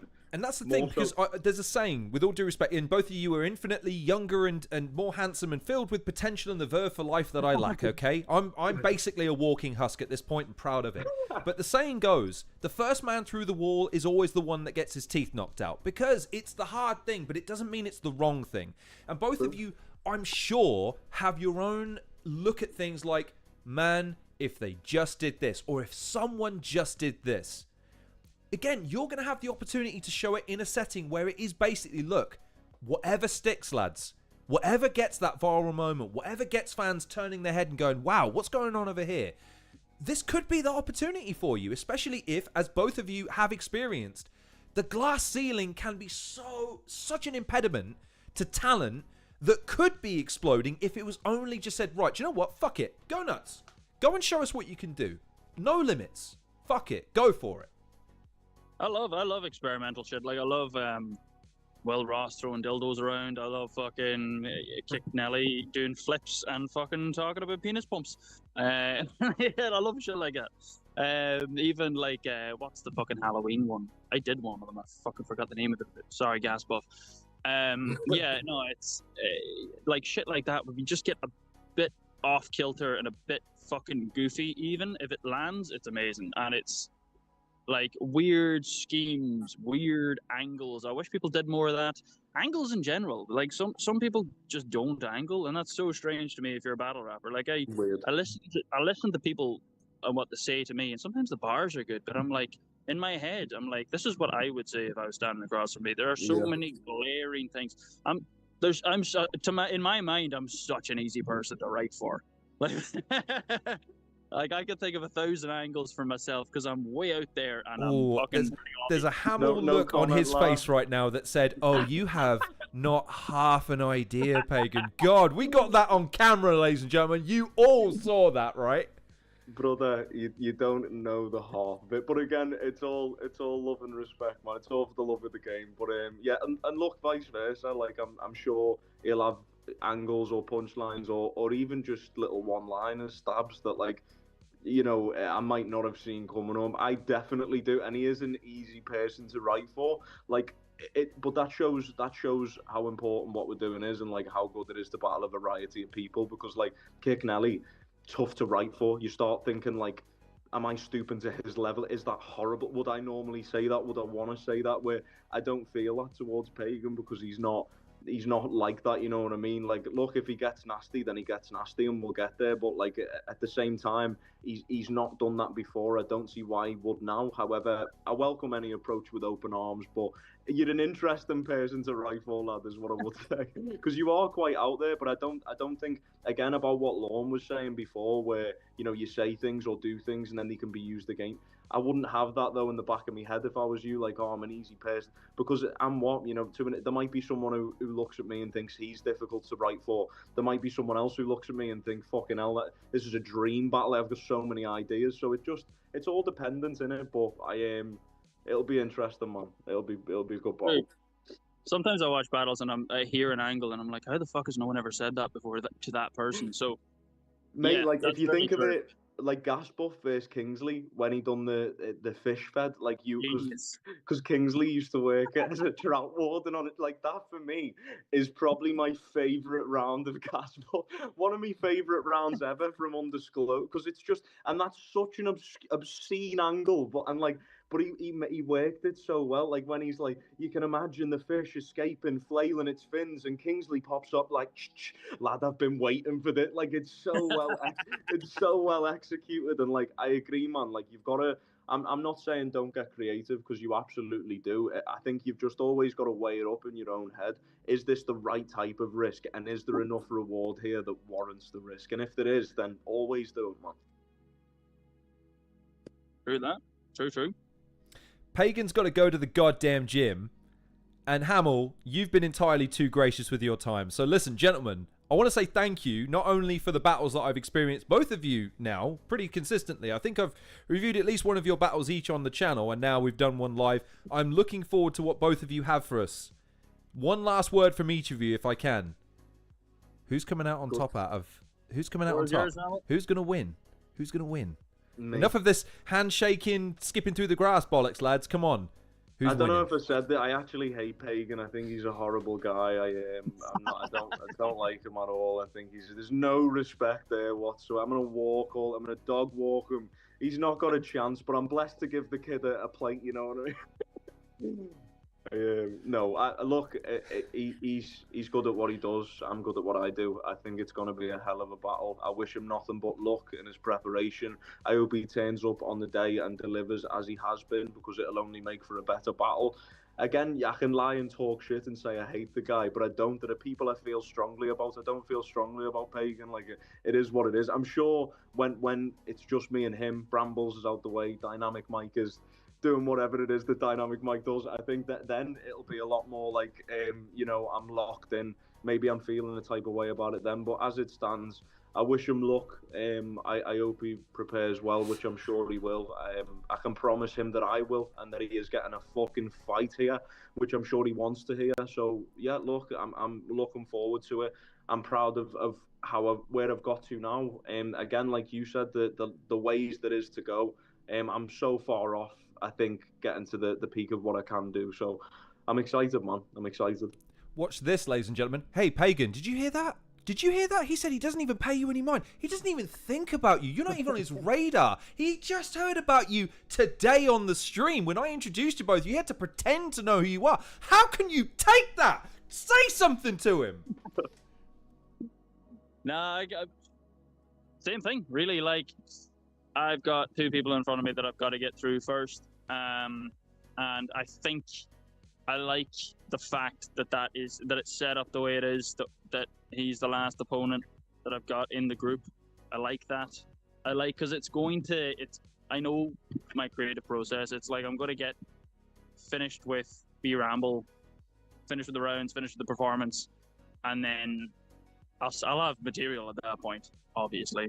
But it'll also, like, every time I put pen to paper for Dynamic Mike or for Ramble and I'm editing and all that, it's going to light the fucking fire. It's going to get the creative juices flowing for him too. So it's kind of steel sharpening steel, and then it's going to be a fight. It's going to be a scrap. And it's going to be, it might be the fucking battle of the night. Even though that's kind of a funny thing to say in a TV production battle of the night. No, it's gonna be a really good fucking battle. I think, I think I'm gonna win. But whatever happens, I think we're gonna top the group, and I think we're both gonna get pretty interesting battles after the group as well, because Briggsy loves a bit of matchmaking and he's very good at it. So I think he's gonna give us pretty good opponents, and it's gonna make for. I think whatever happens in this tournament, the two of us are going to come out of it much better battlers. Not that we're not, no, but like I say, steel sharpens steel, and we're going to be forced to adapt, and we're going to be forced to learn new skills and new tools, and just fucking fight it out, man. This tournament's not good. People are talking about, this person's going to fucking clear the lot. I don't think it's going to go like that. Nope. I don't think it's going to go like that. It's going to be more unpredictable than people are imagining it. So I'm looking forward to the battle. I'm looking forward to all my battles. And I'm looking forward to getting back in the pit, man. It's been a spell. I did one battle this year so far. It's 3 60-second rounds, man. I am starving. That's it, man. That I agree. I think steel does sharpen steel. I think it's going to be a good battle. I think, like you said, actually, I think in terms of the battles you get off the back of the group, I think it's going to be so fucking enjoyable. So I'm also looking forward to that. You can never look too far ahead, but it is exciting what Prem are doing, and I'm excited by it, and it motivates me to, like I said, I'm so early on, it motivates me to continue on the path of progression. That's my main focus, development, just get better and better each time and be better than the last one. So if we both have that mindset, I'm sure it's going to be a fucking war, pal. You heard it here first, ladies and gentlemen. Mortal fucking enemies. They will not stop until the other is a quivering, withering corpse of a man, a walking shell of a human being. God, I have to calm this down immediately because I can't take any more of this viciousness. This is entirely too violent for just post-mortem shit. Gentlemen, I'm going to have to let you go because we still have one more battle. We still have one competitor to cover, and I can't, in good conscience, cut that short because this... My God, ladies and gentlemen, we don't even need to see the battle anymore. That was fucking. We do. Man, We do. There was no way that's monetizable on YouTube. That's thanks very much for getting me demonetized, lads. No, honestly, you're both absolute princes for taking the time. I really appreciate you, and I hope, because both of these gentlemen you'll know have not had full-fledged interviews, I hope somewhere down the line I can tempt you both back on to talk about your individual careers and your future 2-on-2 team. I look forward to that. 100%, man. Thank you for having me on, Lon. Absolutely, Pleasure. thank you, lads. Enjoy your gym session. Enjoy being young and handsome to both of you. That is Pagan and Hamill joined us. What top gentlemen. Lads, ladies and gentlemen, that is the... you've just seen another first. A first where we hosted two battlers on at the same time. And wasn't that vicious? Wasn't that just everything you wanted to see from two battlers? Just ripping lumps out of each other in the nicest, most polite way. But all joking aside... I enjoyed that. Wasn't that fun? Wasn't that fun? I liked that. That was very interesting. I thought it was... That's why I want to... honestly and truthfully, I want more of that. I just want to shut the fuck up and let the battlers have their piece, man. It's always more interesting than what I have to say. Always. But, alas, we have one more battler to cover. And actually, it looked like she was in the chat earlier. So hopefully, we will have her on to speak her piece later on.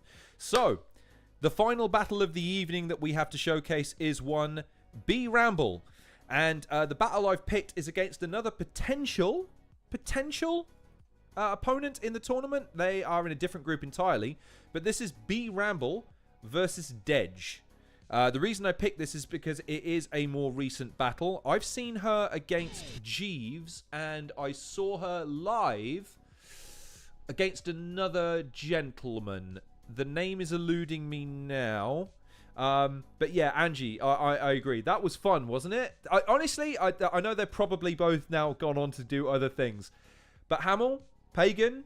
That was a lot of fun, and I appreciate you both for taking the time. You're absolute princes, and I look forward to seeing both of you in the tournament. I really do. And hopefully, all of you watching now have even more of a reason to get your...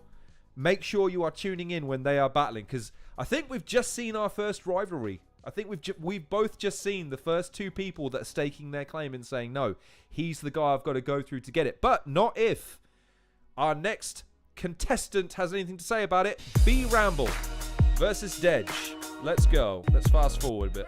Battles, undisclosed 15. We're at 33 Oldham Street. If you're in the building, make some noise! In fact, I might have been there for this as well. Second round of the North Academy. Oh wow, I was there for this one as well. This is the second battle of the day. On the right-hand side, you've seen them on Premier Battles numerous times. Introduce yourself. Dedge RH to CA, let's go. There I am. Okay, there you go. I was there for this. On the left-hand side, making a second appearance in Premier Battles, let them know. B Ramble coming out of Bristol, let's go! Let's go! Hey! Side off camera. I want to be Ramble, let's go. Some battles can be a mystery. We got differences in styles, I'll help you picture these. When I write bars, I get laughs, there's this big release. When people laugh at your bars, it's in disbelief. You say some shit, and they're like, what did he mean? It's a bit like early crypto, there's not an obvious scheme. Versus like your beard, no links in between. Basically, you bring a spoon to a gunfight, and he's like, will I polish it, see? By the way, I gotta pay respect. Your facial hair is magic. It looks amazing, Dedge. Like, ta-da! This man abracadabraed a mustache onto a baby's head. And your beard, honestly, what is this? It looks like you got bored real quick when getting rid. I hereby christen this part Madeline, because it is missing, kid. No.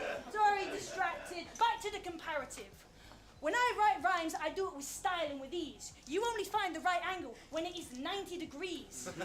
I watched this dude lose on YouTube, and honestly, it was brutal. I know I'm the lesbian, but the L, it fucking suits you.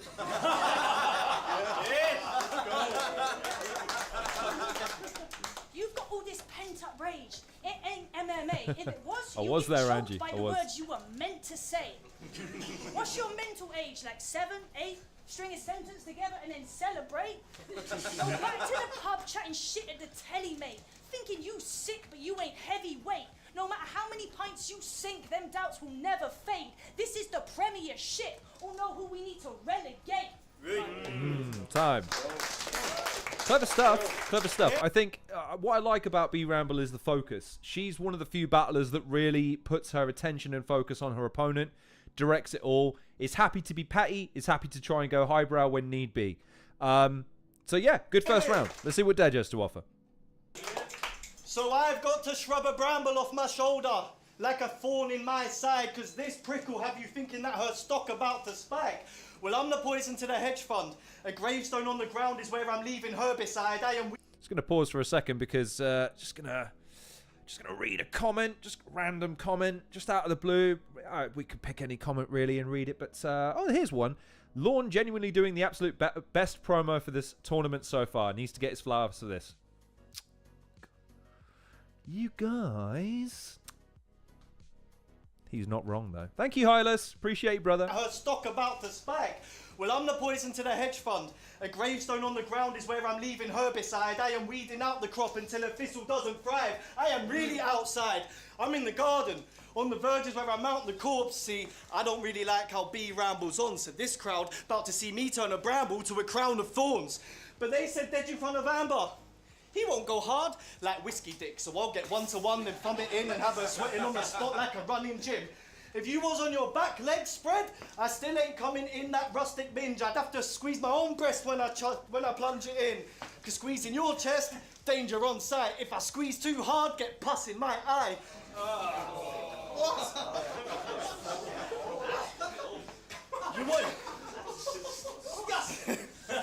You want to win the final to get put up on that flight, but I wouldn't trust you on a plane when you look like Jeffrey Epstein's wife. Wow. Wow.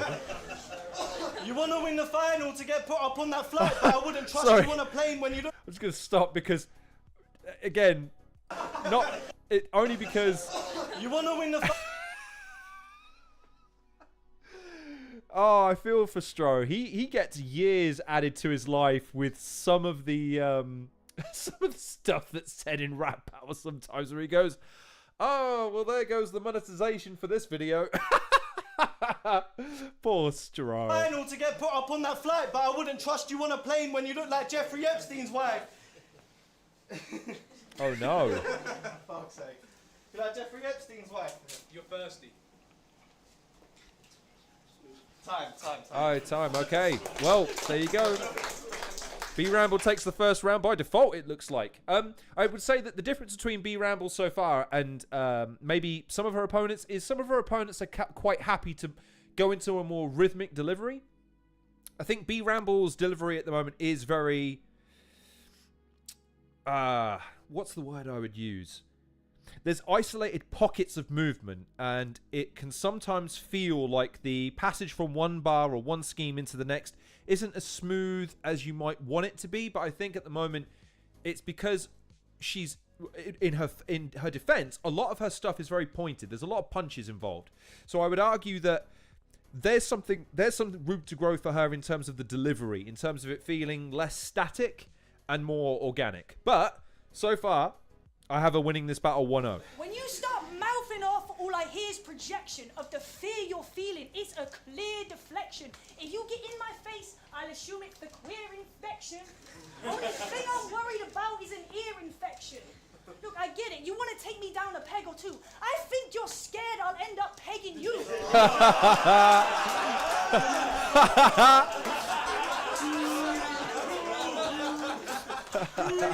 I think you're scared I'll end up pegging you. You'll be like, get the strap. I'll be like, whoa, quit begging, dude.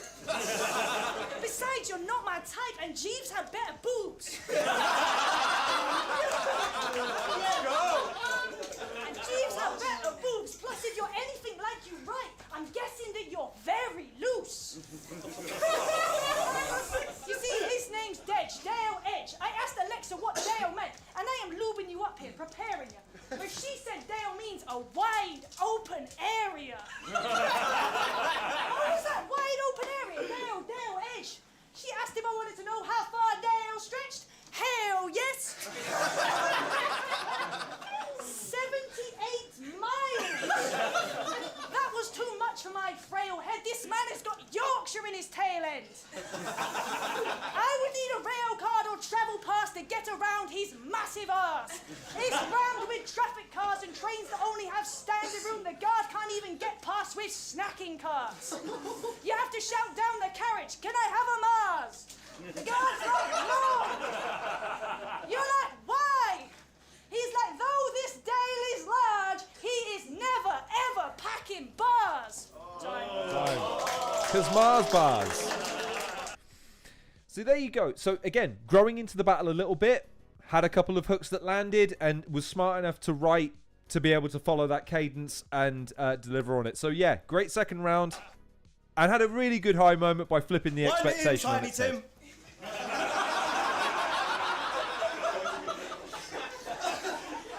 You don't want to know what Amber's really scared of?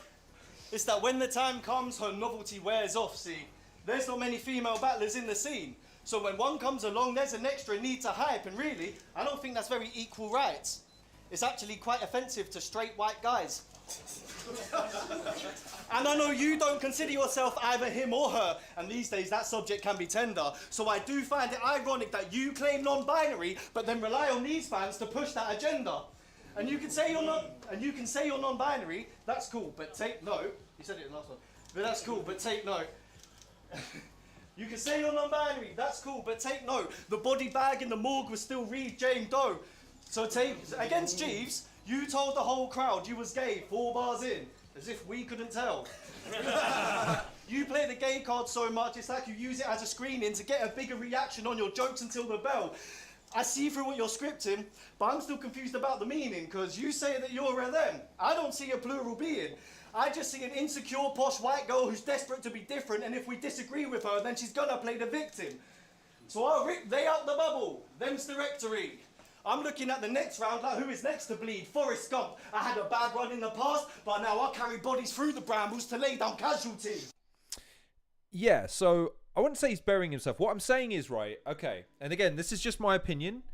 If you're in battle rap, Mike, you want people to care about you one way or the other. If you want to be loved, okay, fine, you've got to find ways of endearing yourself to others. If you want to be hated, man, that kind of bar, you've got to be a lot more venomous and intentful. You can't just dance around the edges of saying something like, oh, maybe I'm going to say something offensive, maybe I'm going to say something inappropriate, and then pull back immediately, because it makes you look like you're just going into it sort of half-assed. And I think that's Dej's problem at the moment here. He's dancing on that line of trying to be counter-culture-ish, but he's not going far enough, or he's not being funny enough. He's just kind of, he's just listing things. There's not really any, there's not that hook moment, you know what I mean? And that's time. There you go. So there you go. I gave that to B Ramble. I think that's an easier round to give. You want to say I identify as a bloke, then do it, man. All I'm hearing is B Ramble, you the man. Big up Becky Lynch. If I lose this, is the fact I had to listen to this prick's music. You wanted your EP to be unique and hip hop. Big shot, it's not. You called it broken bougie. It sounds like the most basic bitch on TikTok. Yeah, I said broken bougie. I had to go to Waitrose for muesli. Daddy tried to cut me off. I was like, hold my sushi. You ain't broken bougie. What you're chatting is the cost of living. Cannot complain about being broke when you smoke the pot that you piss in. It's a lot, I get it. We live in a toxic system, and I bet you get fined for not picking up that dog shit you've written. You had this one line. I don't need to dress well to make your pussy drip. Bruh, when I heard that in my mouth, I was fully sick.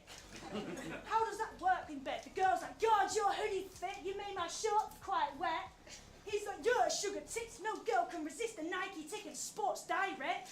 Every other rap, you're like, I'm on these roads, singing it loud and proud. You know what else is on roads? A mini roundabout. Give a fuck if you're trying to sound hard. Getting Aggie don't start. On roads, I bet you fall off a Mario Kart. You ain't a road man, you be told, fam, how you got a track called Pepper This when you are so bland. I seen you on roads, prick, let's go. You was dropping off shopping for a big Tesco. Your rap persona's a mess, bro, gotta look inside yourself. Acting like you're dead cold, you self-righteous melt. Every rhyme's an SOS code, a cry for help, but it fell on deaf ears, so now I am signing out. Time. It's alright. I think her first 2 rounds were stronger, but let's see what Dej has to say. Another whole round of multi-syllable rhymes. If you all close your eyes, you could have told she was a new rapper from the way she struggles to stick to timing like a shoe tapper. Never been laced up in the trenches, then gets thrown in the pit and told to step up to a bootstrapper. Today we found out about your true stature. You are a one-trick pony. You are a one-trick pony. And if I was you, I too would feel confused and lonely. Because your right flap's clean shaved. Your left flap wears stony. Your right flap's petite, cozy and shallow. Your left flap stinks and has a 5 o'clock shadow. Your right flap's a fucking... Your right flap's a makeup artist and stunner. Your left flap's a cokehead cowboy plumber. Your right flap drinks wine at night. Your left flap plays five-a-side. Your right flap's a pacifist. Your left flap's the violent type. You are a box of blue hair dye away from screaming, that's offensive, at everything I say for me to tell you that I meant it. And if I'm honest, when I was writing rounds, I had to write a bit of buffer. There's not much I can say to Kit Nelly's little brother. Okay. That might be not Dej's finest hour then, perhaps. I gave that pretty easily to B Ramble. I remember enjoying one of B Ramble's rounds against Jeeves, perhaps a little bit more than what I saw there, but I think the basis of her performance is there in her delivery cadence and personality. And I think, again, she's another one of those battlers that still has a bit of scope to grow within battle rap. I think it's clear she's a performer. And I think it's clear that she has confidence and she has a certain identity to her that sets her apart. It's just the particular energy and cadence within battle rap that maybe needs a little bit of work. But otherwise, I think fairly competent. Yeah, had her streams. I think the first round, Dej choked towards the end, or stumbled if you want to call it that. The second round was probably his strongest, but that's also where B Ramble got the bigger reaction. And then the third round, yeah, the third round for Dej was an example of one of those ones where he had a concept that just wasn't flying from the jump. it may have been one of those situations where maybe he might have even been better freestyling. I can't believe I'm saying that, but it just wasn't. He seemed to be fixating on the personality politics idea a lot throughout the battle, and in the first round it wasn't flying. The second round it just kind of went off the rails. You know what I mean? But yeah, so there you go. That's all for performers. That is Hamill, that is Pagan, that is Dynamic Mike, and that is B Ramble. Now, I saw B Ramble in the chat earlier. I don't suppose if anyone follows or is followed by her, if anyone is happy to drop her a DM and see if she'd be happy to hop onto the Zoom chat, I'd be more than happy to just extend her the same opportunity that I've extended to Pagan twice in one show, it seems. I've never had a guest appear, peace out, and then come back. That's hilarious. I'm so happy. It's a day of firsts today, ladies and gentlemen, is what it is. It's a day of firsts. But yes, I would love, because I originally was hoping to have B Ramble on for an interview prior to the tournament actually being announced, but unfortunately, again, scheduling issues on both of our ends, it wasn't able to get over the line, which is unfortunate, because I really think there's a lot to her that we need to explore. Hopefully the tournament allows us that opportunity, because she's got 3 battles. She's got Pagan, she's got Dynamic Mike, and she has got Hamill. 3 different tests. I think Pagan said it best, and I think Hamill said it quite close to the same, which is they know that they've got those 3, and they're all different styles, different cadences, but all of them a little bit slept on, a little bit still unrealized in different ways. So all of them probably have something, again, a little bit more to prove to themselves as much as the battle rap fandom. So we'll have to wait and see. But anyways, I'll tell you what, I'll see if I can ping one across. Because I would love, because unfortunately, I don't know if I'm ever going to get the full set. But today, at least, let me see if I can get you 3 out of 4. Oh, hang on. That's an email message. B Ramble has joined your personal meeting room. Ladies and gentlemen, let me click the new meeting button. Let me shrink this down. Let me move this. Oh, could we be seeing the first? Oh, ladies and gentlemen, as we wait, as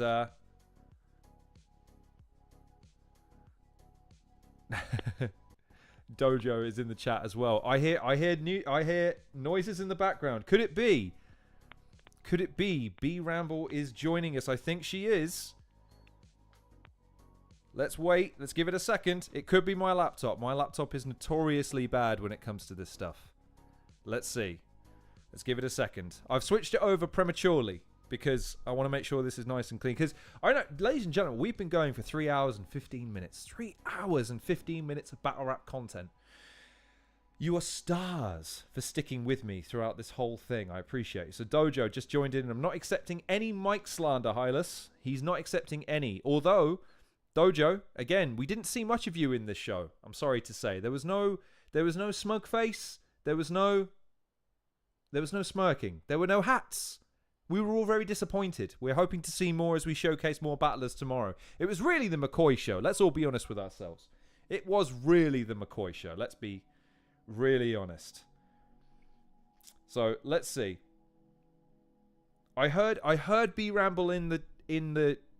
It was momentary, but she was there. So hopefully, if we give it another second, all being well, you will be.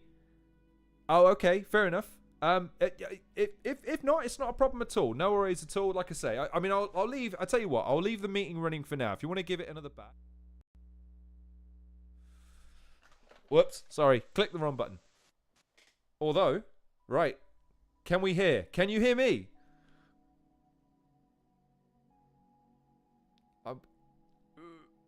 Let me move this over. Okay, just while. Do we have liftoff? I'm not sure we do. I'm seeing an exacerbated face. We are so close. I can see her in the meeting room. She is chomping at the bit to get on here and talk her talk.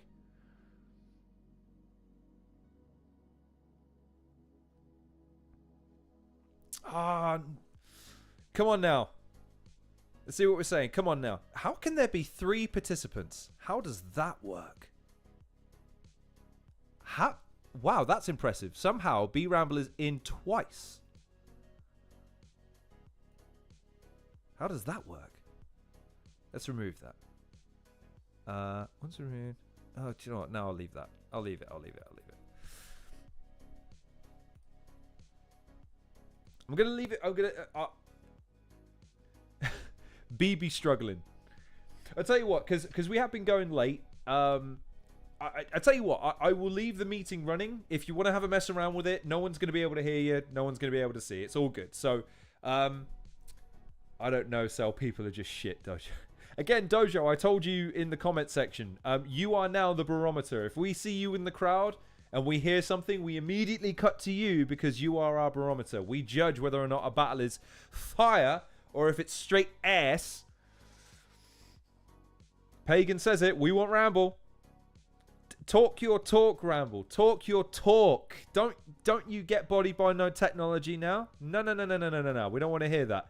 You take all the time you need to figure it out. The only thing I would say is you might have been using a laptop or a pad or something like that. If it's easier to go on your phone, that might be the trick, because it looks like I think it was Hamill or yeah, I think it wasn't. It was Pagan. Pagan was having a few issues earlier. The link wasn't working. So let me know, and I can always resubmit it if need be. But hate alive.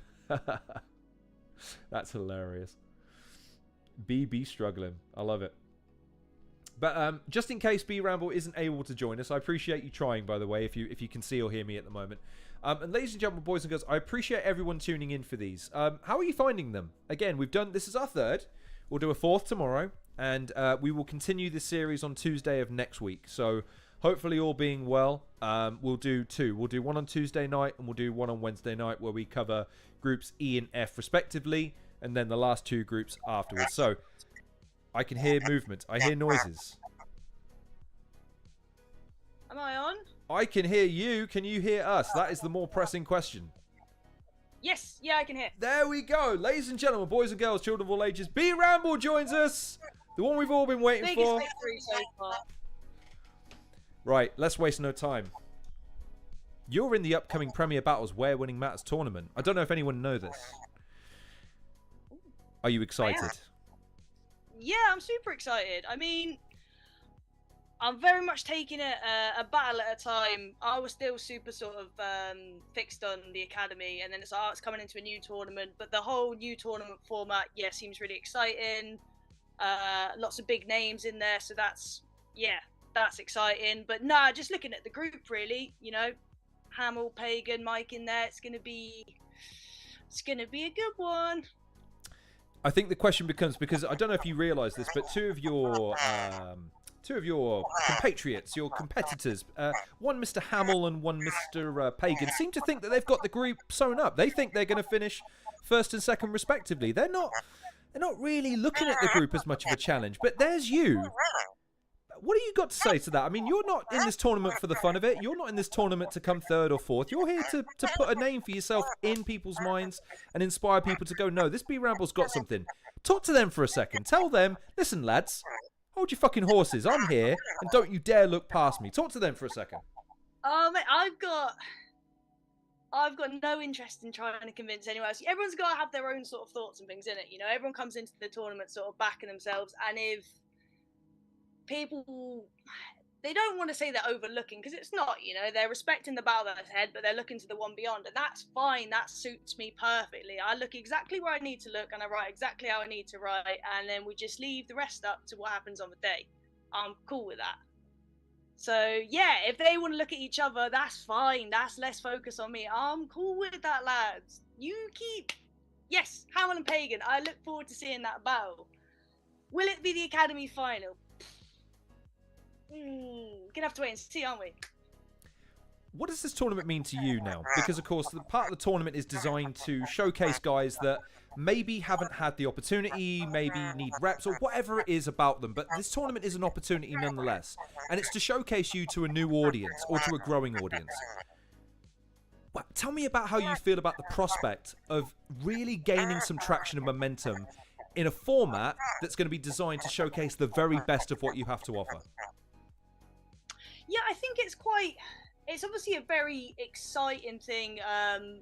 I know Hamill was saying earlier that he's quite new to battling, and I'm, very similar in that bracket. This was like, my battle against Sam was sort of my 5th, so there's so much like learning going on at the same time, but it's great to be exposed to an environment where you've got people who are so passionate about battling, but also so good at it. Like, it's a really good environment to be in for just absorbing that sort of information, seeing different styles, seeing people with more experience. And I think for me, like, there's not many as many females you see in UK battle rap. Like, big up Angie on the chat, great what Angie does. So it's just nice to kind of sort of be out there. I guess feel like you're sort of representing in a way on, I guess in that demographic.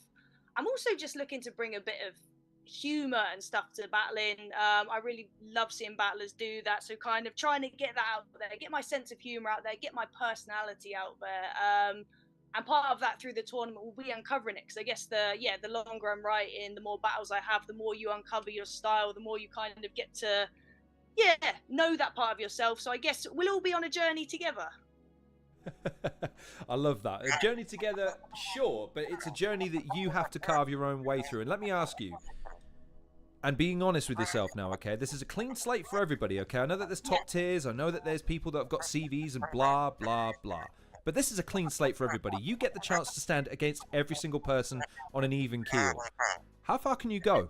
How far can you take this?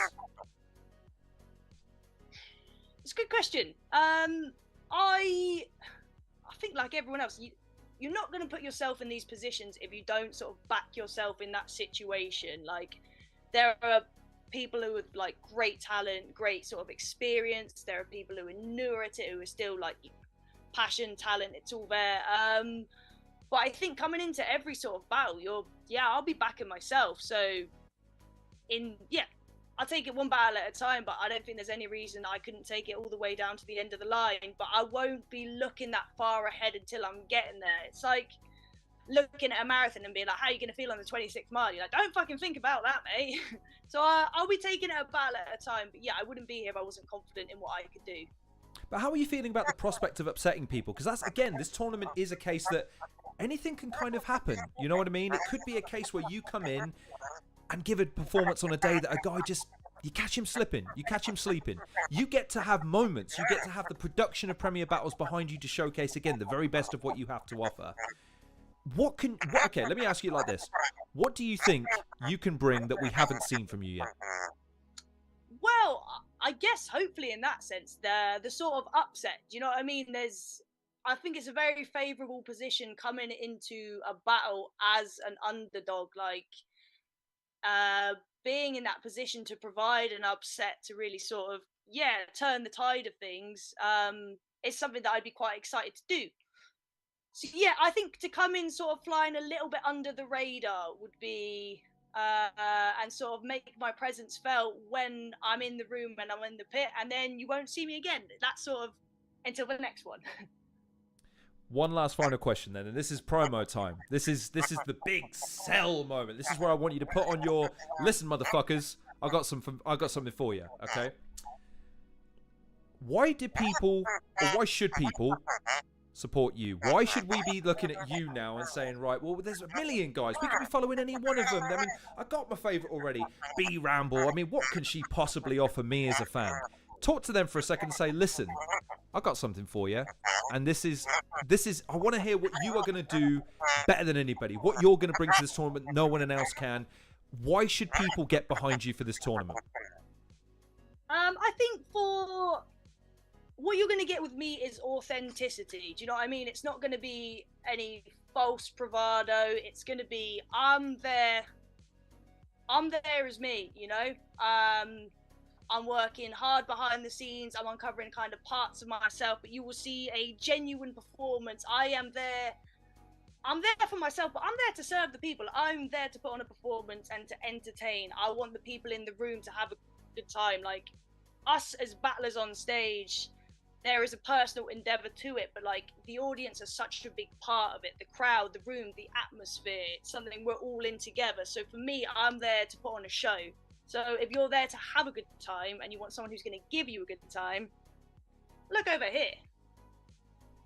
And that's B Ramble. Listen, I appreciate you persevering with the technological issues, and I'm sorry to everyone in the chat because I think my audio is duplicating and making me sound like a robot, so I'm sorry about that. I want to say thank you for joining us. I hope, and I'll say this on record, we can get that interview penciled because I'm very much looking forward to exploring your career and your journey in battle rap. I hope that's okay. That'd be ace. Thanks for having me on. Excellent stuff. Ladies and gentlemen, your friend and mine, B Ramble, joined us. Thank you so much for coming on. There you go. B Ramble, ladies and gentlemen. That was a first for me. 3, count them 4 interviews in the same show. We got there in the end. I'm sorry, I'm still working out the kinks of the production of this goddamn show. My laptop is probably half to blame. Thank you to B Ramble for persevering with the technological issues there. That is probably my fault. I'll apologize. But there you go. 3 out of 4. Back of the net, ladies and gentlemen. I can't say I'm not happy about that. And I can't say thank you enough to Pagan, to Hamill, and now to B Ramble for coming on and giving us their time. That is absolutely magic. Magic stuff. Right.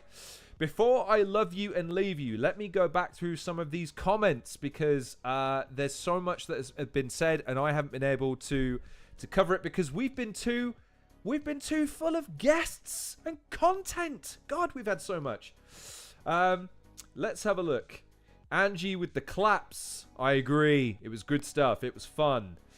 Let's go. I appreciate you, Hylas. That's very kind of you. Let's have a look. Let's go. Smoke the pit. Yeah, indeed. Yeah. And that's always a good way to go. If you can find a bar that should have been said by 1,000 people, but somehow isn't. It's like the South Park fish sticks joke. It's something that they literally Google because they're like, dude, someone must have said this. And then it turns out they didn't. So fair play to him.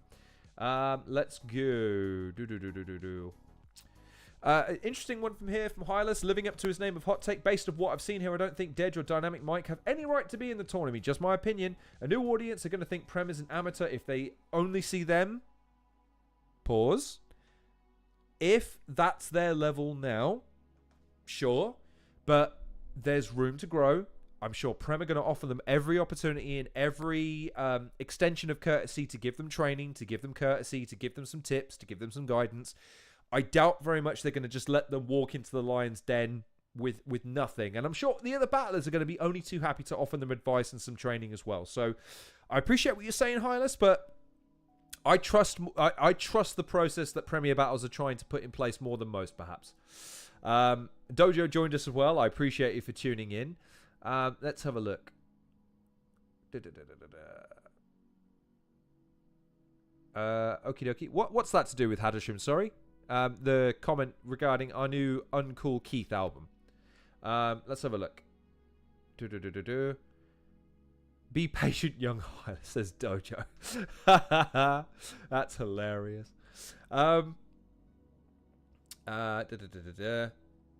He was in the crowd for every battle, were you? Okay, all right. The ever-present... Exactly, that's why you're our barometer, Dojo. We need to look at your face to see if the battle's going well. And then we had B Ramble on, so that was good. Let's go. Lawn for Media of the Year. Somehow I doubt it. But anyways... hey, listen, Hylas, take it, man. I'm old. I'm old enough. I'll take a young man whenever. Let me rephrase that. I will take someone calling me a young man wherever I can. I nearly said it. I nearly said the thing, but I didn't say the thing. Yeah. Anyways, right. Ladies and gentlemen, boys and girls, you just witnessed 3.5 hours of UK battle rap coverage. 4 battlers, 4 battles. And that is Group C. That is Group C of the upcoming Premier Battles Where Winning Matters tournament. We saw Hamill, we saw Pagan, we saw Dynamic Mike, and we saw B Ramble. Who's going to win? Who could win? Well, if you go by what Hamill and Pagan say, it's a foregone conclusion. But I'm sure B Ramble and Dynamic Mike will have something to say. I will hopefully have Dynamic Mike on next week, and we will see what he has to say about those statements from the young men. B Ramble, hopefully I can pencil something in on a more lengthy basis, maybe a 20-minute, half an hour thing when we get time, and I can sort out Mike, because again, I'm almost certain that that was my fault due to the technicalities. I'm sorry if that was ruining your experience there. Hopefully that's something I can work out the kinks for to make sure that doesn't happen again with other guests. But I hope that was fun. I certainly enjoyed this as always. I'm looking forward to doing one again tomorrow, where we will be covering what I'm now colourfully referring to as the Group D of Death, because, yeah, the announcement recently certainly put the cat amongst the pigeons there. So you'll have to tune in tomorrow for that one. But before then, I want to say thank you to everyone that tuned in today. Obviously, Hylas, obviously, Hadashrooms. I appreciate it as always. Pagan was in the house. Hamill was in the house. I know McCoy was definitely in the house. Dojo was in the house. Angie was in the house. Who am I missing? Let me go back through and make sure. Obviously, B Ramble was there. Thank you so much. Sam Essay as well. Appreciate Sam for coming on yesterday. Absolute gentleman for coming on yesterday. I thought he gave a great interview before going to the pub like only a smart man should, instead of staying in all day watching battles. Who would do it? Who would do it? Let's go back through. I just want to make sure I haven't missed anybody, because I like saying thanks to people tuning in. Who we got? Any other final thoughts as well in the comments before I wrap? Any other thoughts about what we've seen? Any predictions? What are we saying? I think that's everyone. I think I've said thanks to everybody, so that's good. And Hadashrooms, man, it's my pleasure. It's you guys make this worth hosting. I appreciate your company doing this. I'd do it without you. It's better with you, though. I can't lie. Having you guys to bounce off of and keep me honest as far as my opinions go, it's the best. It's awesome. And in which case, Hadashrooms is plugging his album. Everyone, go follow Hadashrooms on Instagram and on Twitter and go and find out all about his album. How is it pronounced? Cool or You Cool? Phoneticize it for me so I've got it. But yes, if you look forward to seeing the Group D, fear not, we'll be back tomorrow around 7 p.m, I'll say, instead of at 7 p.m. Or we'll be covering one battle from each battler in the Group D of the tournament. To a point that Dojo made, if you guys would prefer just to see the rounds of the battler we're covering, I'll look into that. At the moment, I'm trying to cover the battles as widely as I can in the context of the battle to see how it actually went. But if these are dragging a bit for you and you just want to see the rounds of the battle that we're covering, that's fine. I'd be happy to facilitate that. I'm just trying to add a bit of context to the coverage, so bear with me for the last 3 that we've done. So we'll be back tomorrow around 7 p.m. covering Group D of the Premier Battles Where Winning Matters tournament. I want to say thank you lastly again to Pagan, to Hamill, and to B Ramble for making an appearance. To Dynamic Mike, hopefully we will speak to him next week. To all of you for tuning in, I cannot thank you enough. Really appreciate your company this evening. And yeah, onwards and upwards to Group D, having covered Groups A, B, and C. I can't wait. I can't wait.